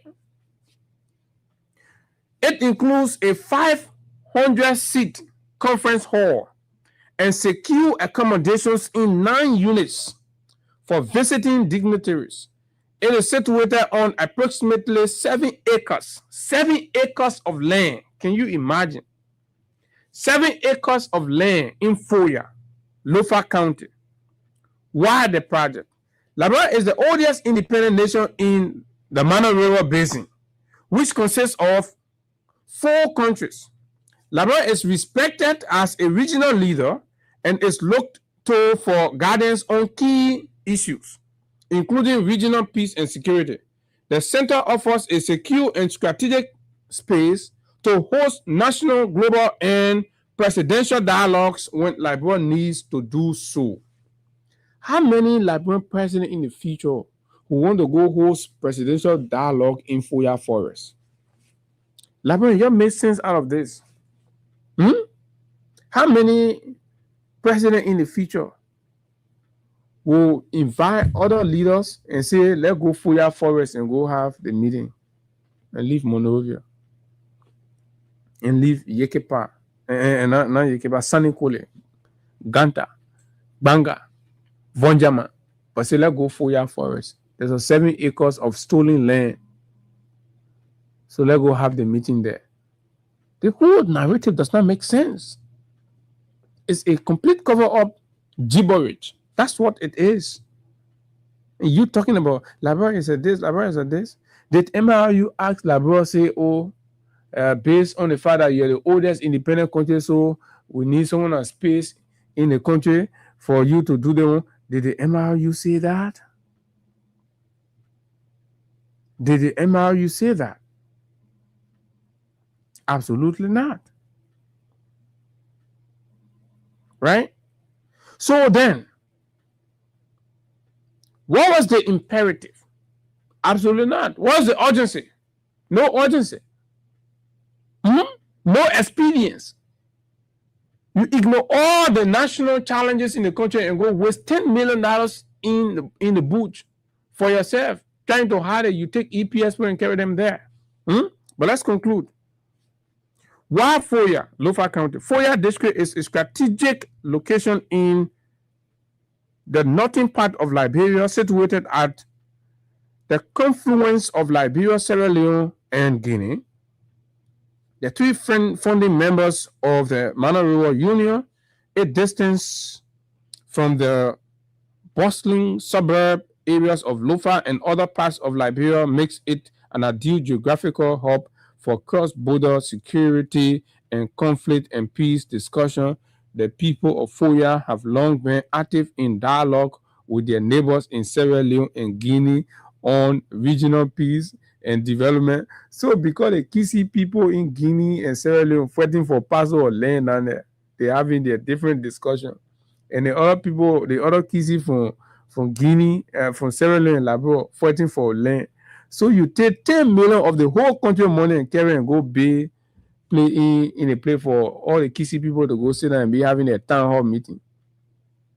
What kind of old man is this? Kisi people town hall meeting, Guinea people, Guinea Kisi, Sierra Leone Kisi, Liberia Kisi town hall meeting, you take 10 million of the country money, you pulling in JFK, you pulling redemption.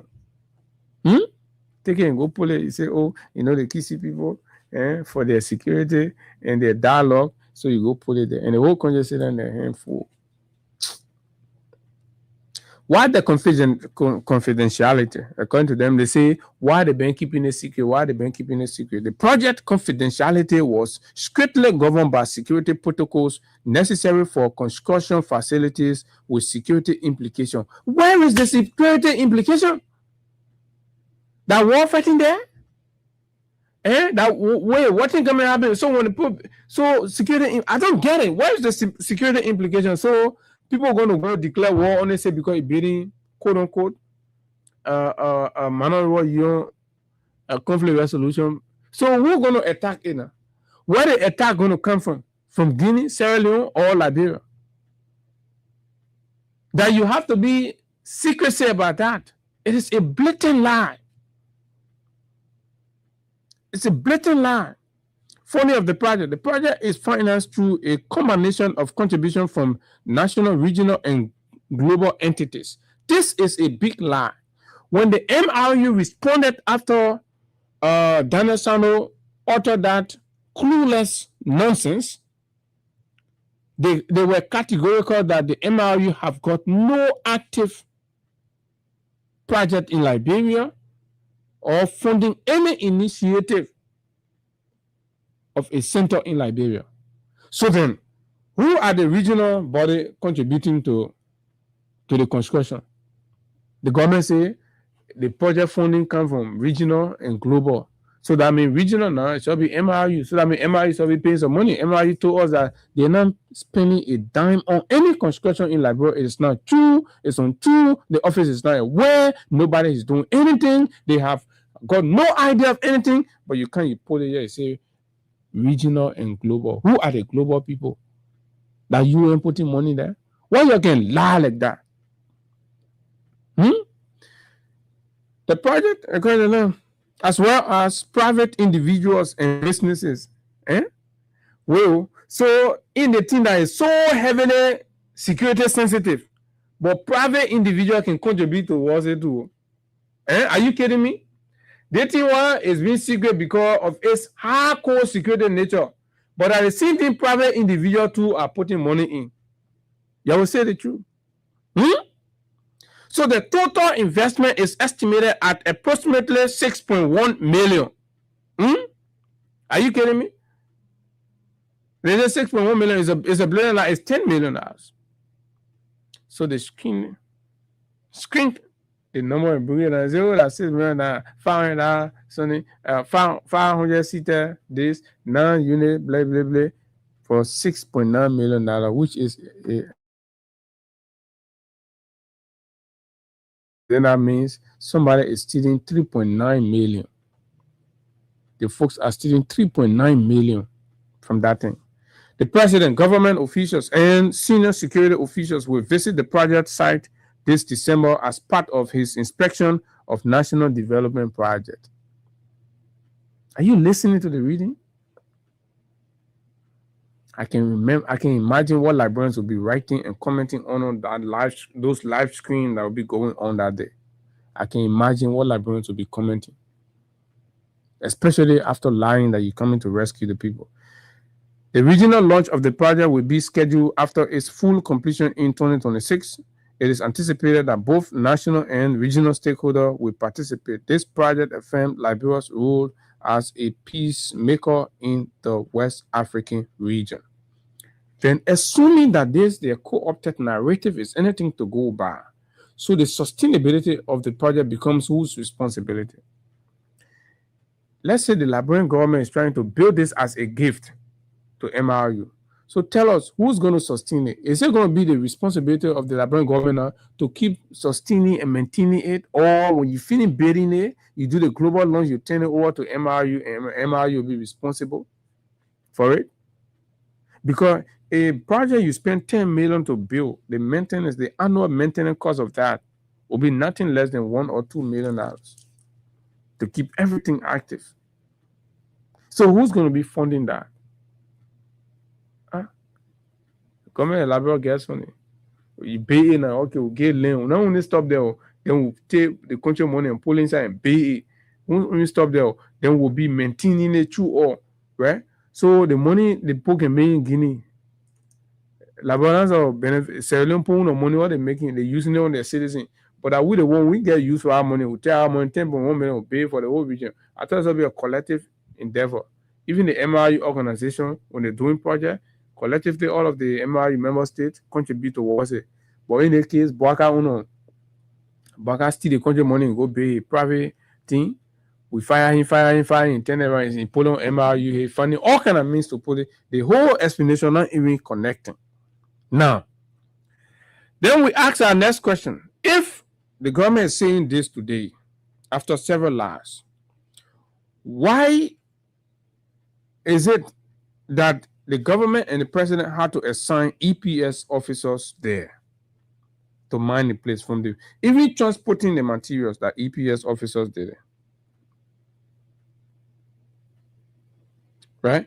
Even transporting the material that EPS officers did it. Now, what do we know about the Executive Protection Service when it comes to who they're supposed to protect, where they're supposed to protect, and what are some of the basic services that the Executive Protection Service is responsible for providing security and protection to high-ranking government officials, including the president, the vice president, and their families.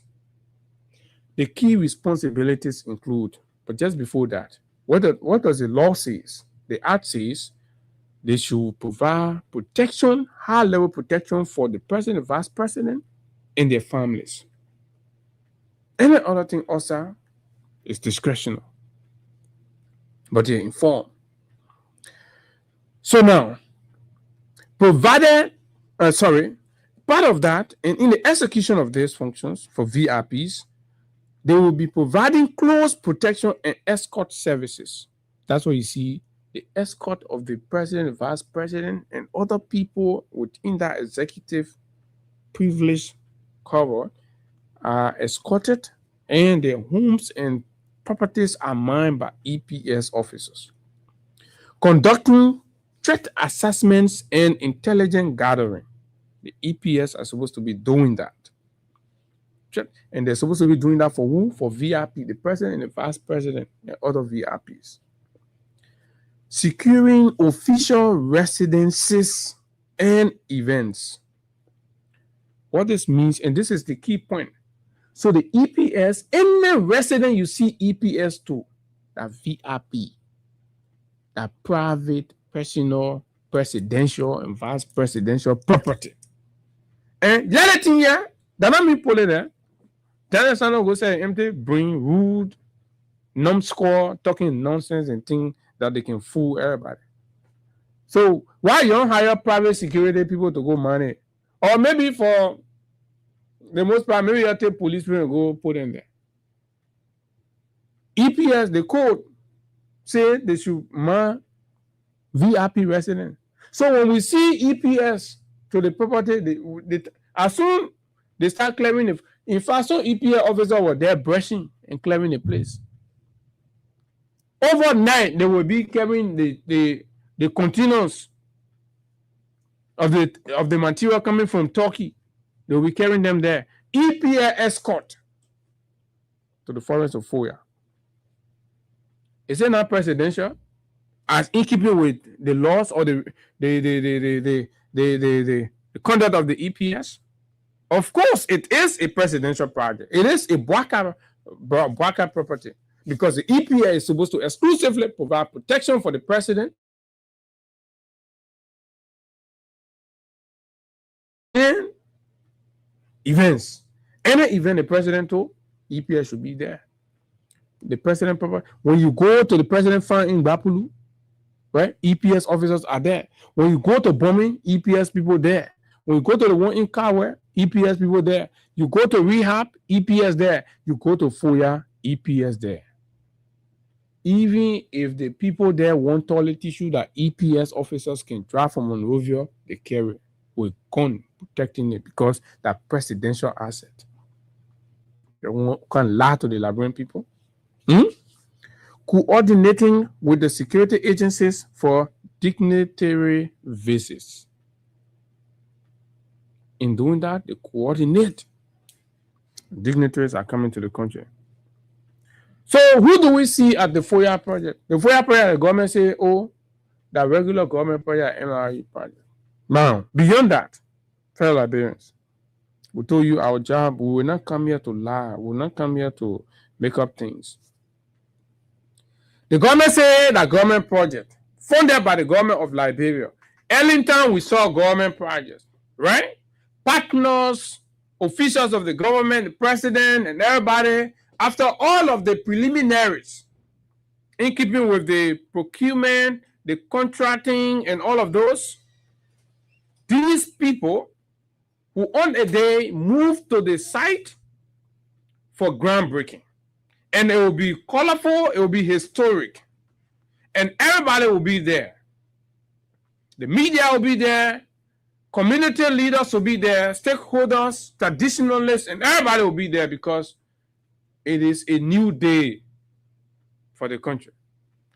And that is not unique to only Liberia, even outside of Liberia.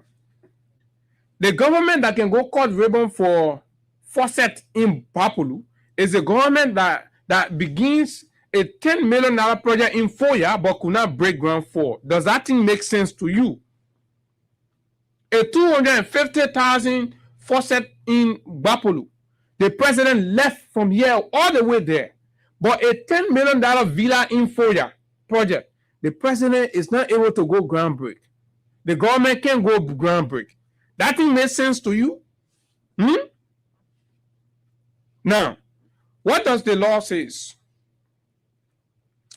Under the PPCC, the Liberia procurement procedures and contracting law are governed by the Public Procurement and Concession Act, PPCC, which establishes the Public Procurement and Concession Commission as the oversight body. The PPCC regulates and monitors public procurement and concession practices in Liberia.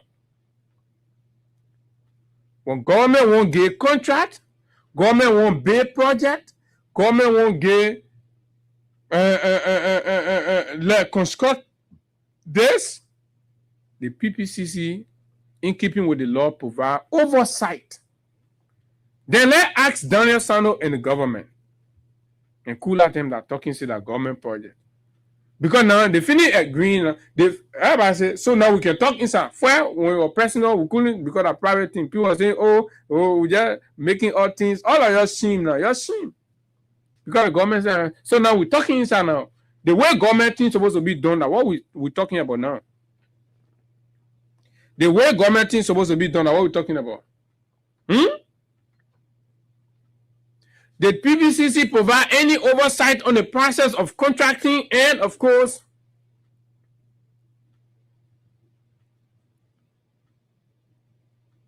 the FOIA project? Did the PPCC play any role? Absolutely not. There is no record available to prove that. Now, key aspects of Liberia procurement law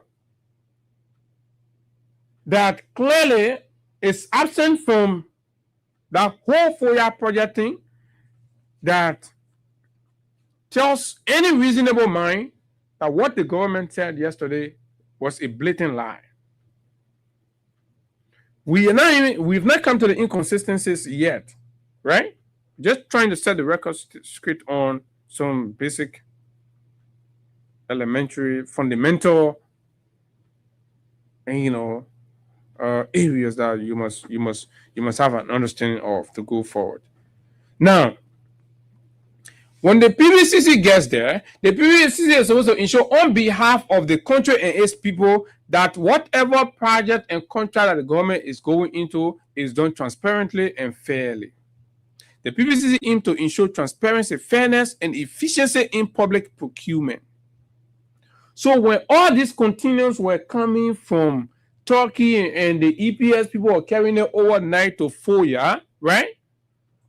How transparently was the selection process of the institution that were procuring these materials? I will make a conclusion on this thing here, but we'll get there. The PPCC is there to ensure that the process is competitive under the competitive bidding requirement. That you open it so the Liberian company and other reputable company will compete in an open and transparent and fair process and win the bill and demonstrate the capacity to implement and execute the project the way the Liberian people and the government wants it. Was that done? No. How then do you say it's a government project when the government project requires to go through these rudimentary procurement planning? PPCC guards the process of ensuring that procuring entity must prepare and submit procurement plans to the PPCC. So the company that is executing and developing that project, can Mr. Johnson at the PPCC who just called C, can Mr. Johnson furnish and publish to prove that indeed what the government is saying is true? Can they publish the procurement plan? Can they do that? PPCC award, say contract award. Contracts are awarded to the most responsive bidder, considering factors like price, quality, and experience. Do we know the experience. It had to take the independent media and all other civil society to dig, and keep asking before we get an idea of 10 million. And then the government on the narrative says 6.1 million. When these are supposed to be public information. Common violations. Common violations of the Foya Villa project that you need to consider. If indeed they say it is a government project, the common violation that must be prosecuted. 1, lack of transparency. The project lacks transparency. Somebody should tear down it. The government must not be proud to knock our chest on that. It is an attribute of a rogue government. Insufficient disclosure of procurement information, like contract details and bidding processes. You kept everything away from the people. Non-competitive procurement, direct contracting or limited bidding, bypassing open competition. You bypass open competition, conflict of interest, officials involved in procurement decisions having personal interest in contract. You read up, they say government people and other people are all contributing. Conflict of interest. Unfair evaluation, biased evaluation of bids favoring specific contractor. There was no bid. In fact, they just handpicked one other guy.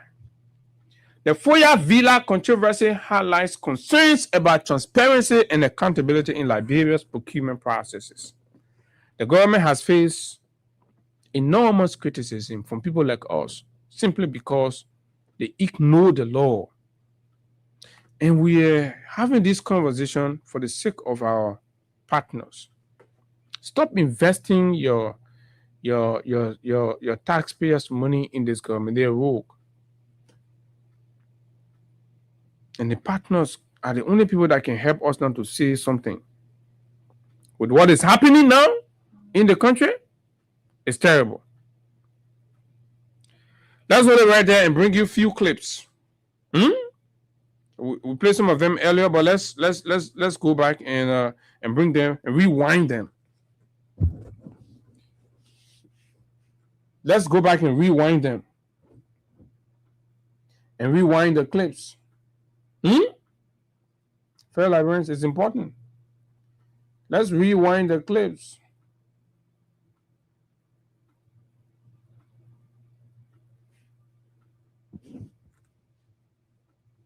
This is a disgrace to our nation. This is a disgrace to our people. We came to rescue. We never came to lie to them. We lie to the people every day. We're feeling that the country is better, but yet we are sinking with lies from the Ministry of Information. This is St. Daniel Sano. When he pointed out the Mana River conversation the other day. This is the St. Daniel Sano. Listen to him. Listen to the crap he said. He used a very Facebook page to speak on behalf of government. So did you, at any time, I don't know if now you saying that you spoke at the private citizen, but did you say that building was being constructed by the MRU?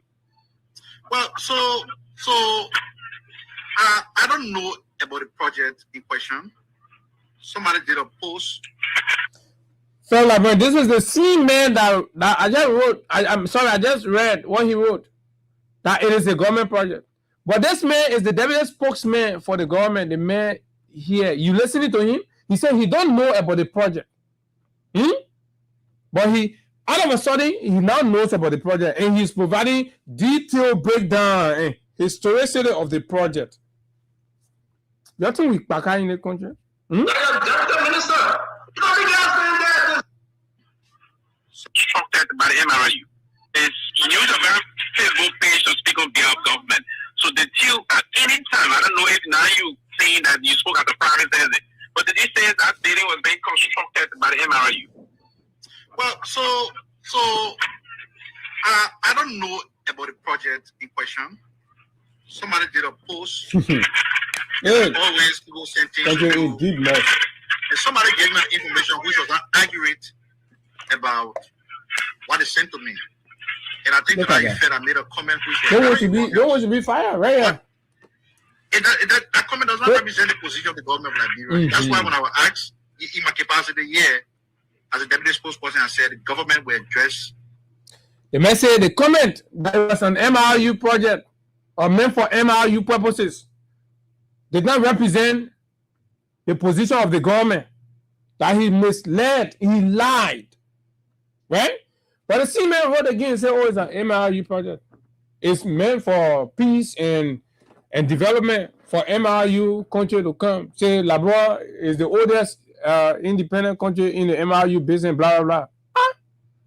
What is going on here, folks? Okay. That was the deputy minister. That he saying that disgrace. Go ahead. You're telling us.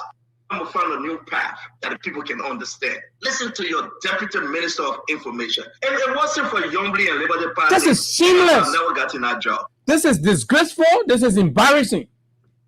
Look, we know the government is in a position where she does whatever she wants. She violates the laws. She abused the Constitution. And they go ahead and do anything. They're so irresponsible and reckless that no matter how they're called out, they pay heed not. This is where we are, folks. The lies is out there. The contradiction, the inconsistencies, and all of those. This is your deputy minister. So those of you that hear back erroneous, it will then down the government position. You won't make it to four. What make it good today now? What should we believe it at the government position today? What should we believe it that yes, indeed? That time you said the government position is still made, but today $3.9 million, right? You get a $10 million project. Well, what the government who added $3.9 million of it? That is $6 to the Liberian people. You can't talk. I heard. Say, Henry Costa. Henry Costa was on Spunto and he asked this question. People have been asking questions. You can't talk. I heard my brother Daniel Sando say the Manoro Union. Then I heard they're not me say it. It wasn't Stanton who said it. It wasn't AB or any of us, the critical voices in the country. It was them who were saying these things that we were only amplifying. And this is the colossal embarrassment that this, of course, the country has reduced and soon the country. Overnight, this is a huge, gigantic difference going on in FOIA. The press secretary to the president said the project is a presidential project. There's no coherence in your communication. Your messaging has holes. How can they? This is how they allow money. You funded project. Money what? Costo. This is how he said. He said the way they're sounding like their messaging get war, their brains get war inside. You talking nonsense. Somebody said this and blah blah that one. How y'all doing that thing here? So y'all suddenly get war inside and things, folks, fellow Liberians. And the press secretary says it's a presidential project. Then Steve Kuya goes for confirmation hearing. They're asking, he said, I know nothing about the project. You don't do that to your. And I told you, those were their positions. They said they didn't know anything about the project. And out of a sudden, all of them know everything. All of them know the history about the project now. They tell you the background of the project. They tell you the source of funding of the project. People, you don't do that. Who's building it? Who's funding it? Look, man, 0776 104 104 086 500 104 are the numbers to call Liberians. We have done our parts. We have played our part. Look, we're about to take our year-end break. We're leaving you with these. And look, several of these nonsense are going to keep happening in the country. And that's why Molu and others have said, we got to stand up for our country. 0776 104 104 086 500 104. This is the Freedom Morning Rise. My name is Abu. Right here this morning. Let's hear from you, fellow Liberians. What do you think? What do you say? Good morning. Good morning, Abu. Morning, sir. Yeah. Abu, this is Corey Abraham Peter Letos. And this morning I'll call you from around the airfield. Go ahead. Abu. Liberians, I know it's so pitiful that this country, we are not friendly with the Constitution so as to get an insight as to what's the responsibility of a citizen in the country.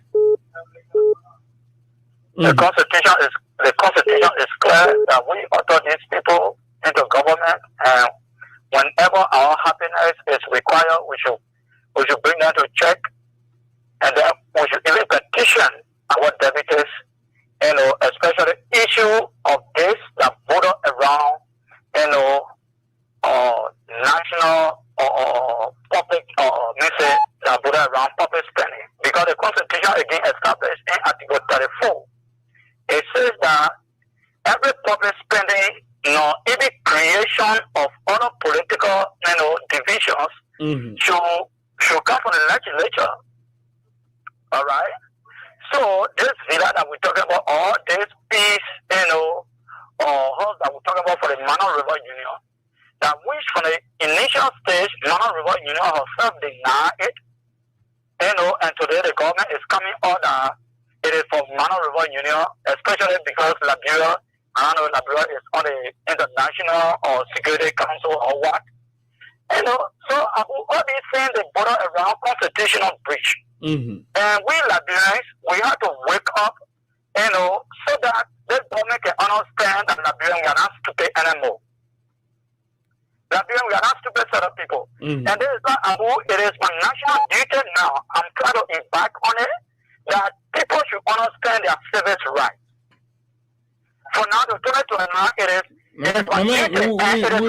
Thank you very much. When teaching these things, Liberians just sometimes ignore their own rights, and they allow and hail their exploiters. That's what we do in this country. Good morning. Good morning again, Abu Jerry. Morning, sir. This is Richardson Kubo calling from Banazia this morning. Well, Abu, honestly speaking, not to sugarcoat anything, Abu, the government lies to the people of Liberia. And it is a broad day deception and dishonesty, Abu. You can, for example, be carrying on a national project, like you're saying as a government, a national project, and you're having too many security hanging all around the project. In fact, when you started a project, you had a project from the Liberian people. How can you be carrying on a major project and you continue to have the information from Liberian people? It is complete deception, and the government must be man enough to apologize to the Liberian people. These are glaring signs that the government is beginning to breach our social contract with the Liberian people. You get my point? This project, Abu, it is not a 6.1 million project according to the government. This project is about 10 million plus. This project was not intended for quote-unquote Mano River Union project or whatever.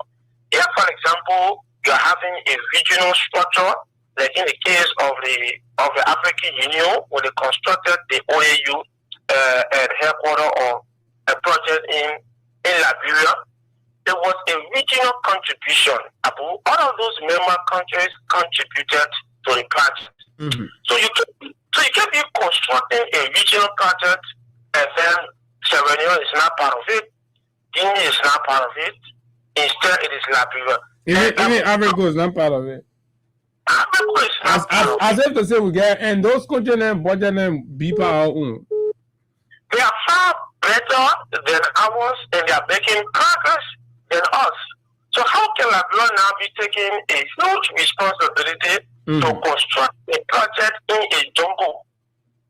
Foya is nowhere around any safe zone that you will say, oh, because of security reasons, we want to construct a project here. Why can't we the project in Foya? Thank you very much. Thank you very much. Good morning. Hello. Good morning. What? Right? So this is it. You can take pride in going to dedicate hand pump in Foya, but to go break ground for 10 million project, you can't. Then you can't tell us say that government project, big head about liar. Yeah, go there. Good morning. Good morning, Abu. Good morning. Yeah, my name is Donald calling from National City of the Big Spanish. Go ahead. The only thing I have to say concerning that project is maybe the Liberian people still have to check. Because the first thing the government lied to us, that our project was, the MRU was part of that project. And actually, the MRU don't know anything about that project. That project is a private project for the president. They got to drag the MRU into it so that they can be covered. So the Liberian people need to dig behind that and know the total cost and all those that is involved into the project. Then we can know how to get it our project. The Baga project, y'all gotta understand. So this one is coming in, right? Sekou B. Kola of Kwadu Boni and Lofa County has been dismissed or compelled to resign from the National Port Authority on ground of his past affiliation with the CDC and the fact that there's some elements who are members of the Unity Party and from Kwadu Boni who have been pressuring that Sekou should leave their government and all of that. So Sekou is out. That is for you. Maybe a breaking news, but these are normal things that are going on. Good morning. Good morning. Yeah, good morning, Abush. Good morning. Go ahead. I need you go from Banazil. Thank you this morning for the discussion. You know, we bring in people, the Liberian people, majority are the cause. Because he won with 20%, so if he's 20 less than 20,000 people, he feels that he can run his country here. But all of these things, I would say you are black country. All right, thank you very much. Good morning. Liberians are increasingly expressing that this agreement. Good morning, Abu. Go ahead. Yeah, Sunday, I'm Benjamin Gary calling from the Lion King. I want to thank you for the show. Thank you for enlightening the Liberian people. It is good that we know what is going on in our country. From the outset, we as Liberians knew what was going to happen to the Liberian people. But you know what happened in our country? We are carried away by our own people with their own voice and other things. Everyone I know Joseph Boakai is not a president for this country. Boakai last 10 years ago, and Boakai will continue to last if Boakai die. Boakai was brave to tell the people he's been living on room. After serving us for 30 some good years before becoming vice president, we knew what was going to happen. Today we getting to know that Boakai is spending $10 million for a private project in Foya. And then lying on the Liberian government was not any disgrace. They were going to happen for the upstairs. We know that. Thank you. The MRU does not know anything about Boakai project. It is true.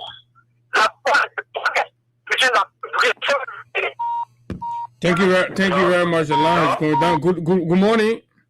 Good morning, Abu. Good morning. I want to take 5 more calls and then be out. Time is up. Yeah, I'm Rano Yusa. I do call you from FPRC Junction. Go ahead. The people when they look for it will give you to know. We get silent for peace sake. Yeah, for peace sake, well, setting small group of people being stealing the whole country of money and then lying over and over. They think him, man. But if introduce myself good to you, I want a former man. Former what kind of man? Former ATU man? Former ATU man, my name is Rana Yusua. I put my phone into you. But the people who are problem, we just keep it silent because we want to look at it. But it is key. We can take it from there, we use it. When people are coming from Kutu, and once you go back one, we take it from one human being. We start using it to recruit guns.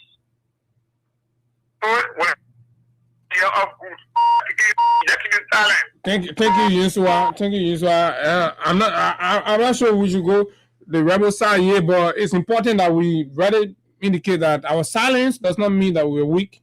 Good morning. Good morning. Okay, so good morning. Good morning, Abu. Good morning. Yeah, good morning, Abu. This is ridiculous. The way and I from resident this morning. Abu, the president could break ground for just a police booth. president is building a million government project according to Daniel Sano, who was speaking as if he had hold into his head. That boy said he didn't know anything about the project and said that it was for MRU. That they were never in the know about that project. Now, back to the laboratory, it's a government project. You see how stupid it is? People study stupidity to themselves, they see the study to the laboratory. But the reason, if you go to people who dig to the 4 years, we will get all of the details about that project here. The project in 4 years, and we will know how that project went there, what that was done for. The way I'm looking at it, that project will bring problems for the government. Yeah. Thank you, Regina. Good morning. Yeah. Good morning. Good morning, Abu. Morning. Go ahead. Yeah. This is Mandela calling from the old. For their criminals. And the person with their criminality to craft whole lot of lies and things that it can't fit. I can't go from this. They are home going. It shows us that Liberian people are getting a message.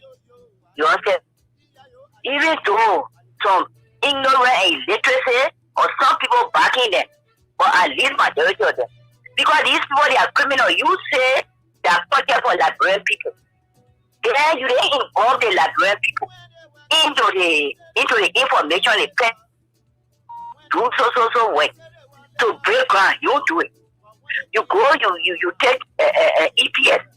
Anything EPS, according to what you are saying, yeah, it's presidential. Anything EPS you see in there, it's presidential. Whatever, whatever they whatsoever. Oh. They who's to in the country. MRU, they send us enforcement for that thing.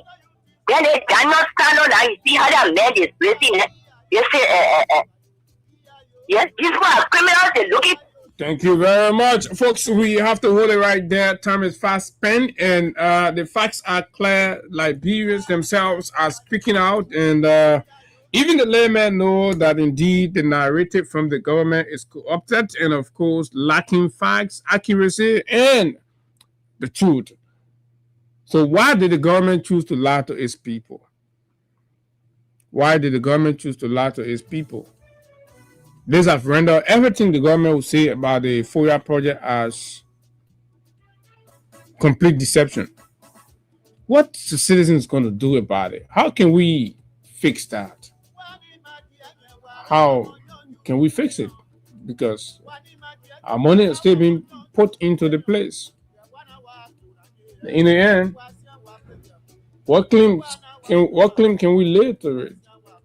The legislature is not aware of that project. The PPCC is not aware.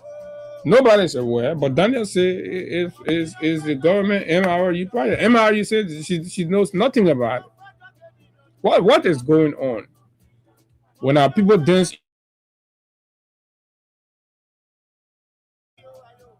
rescue,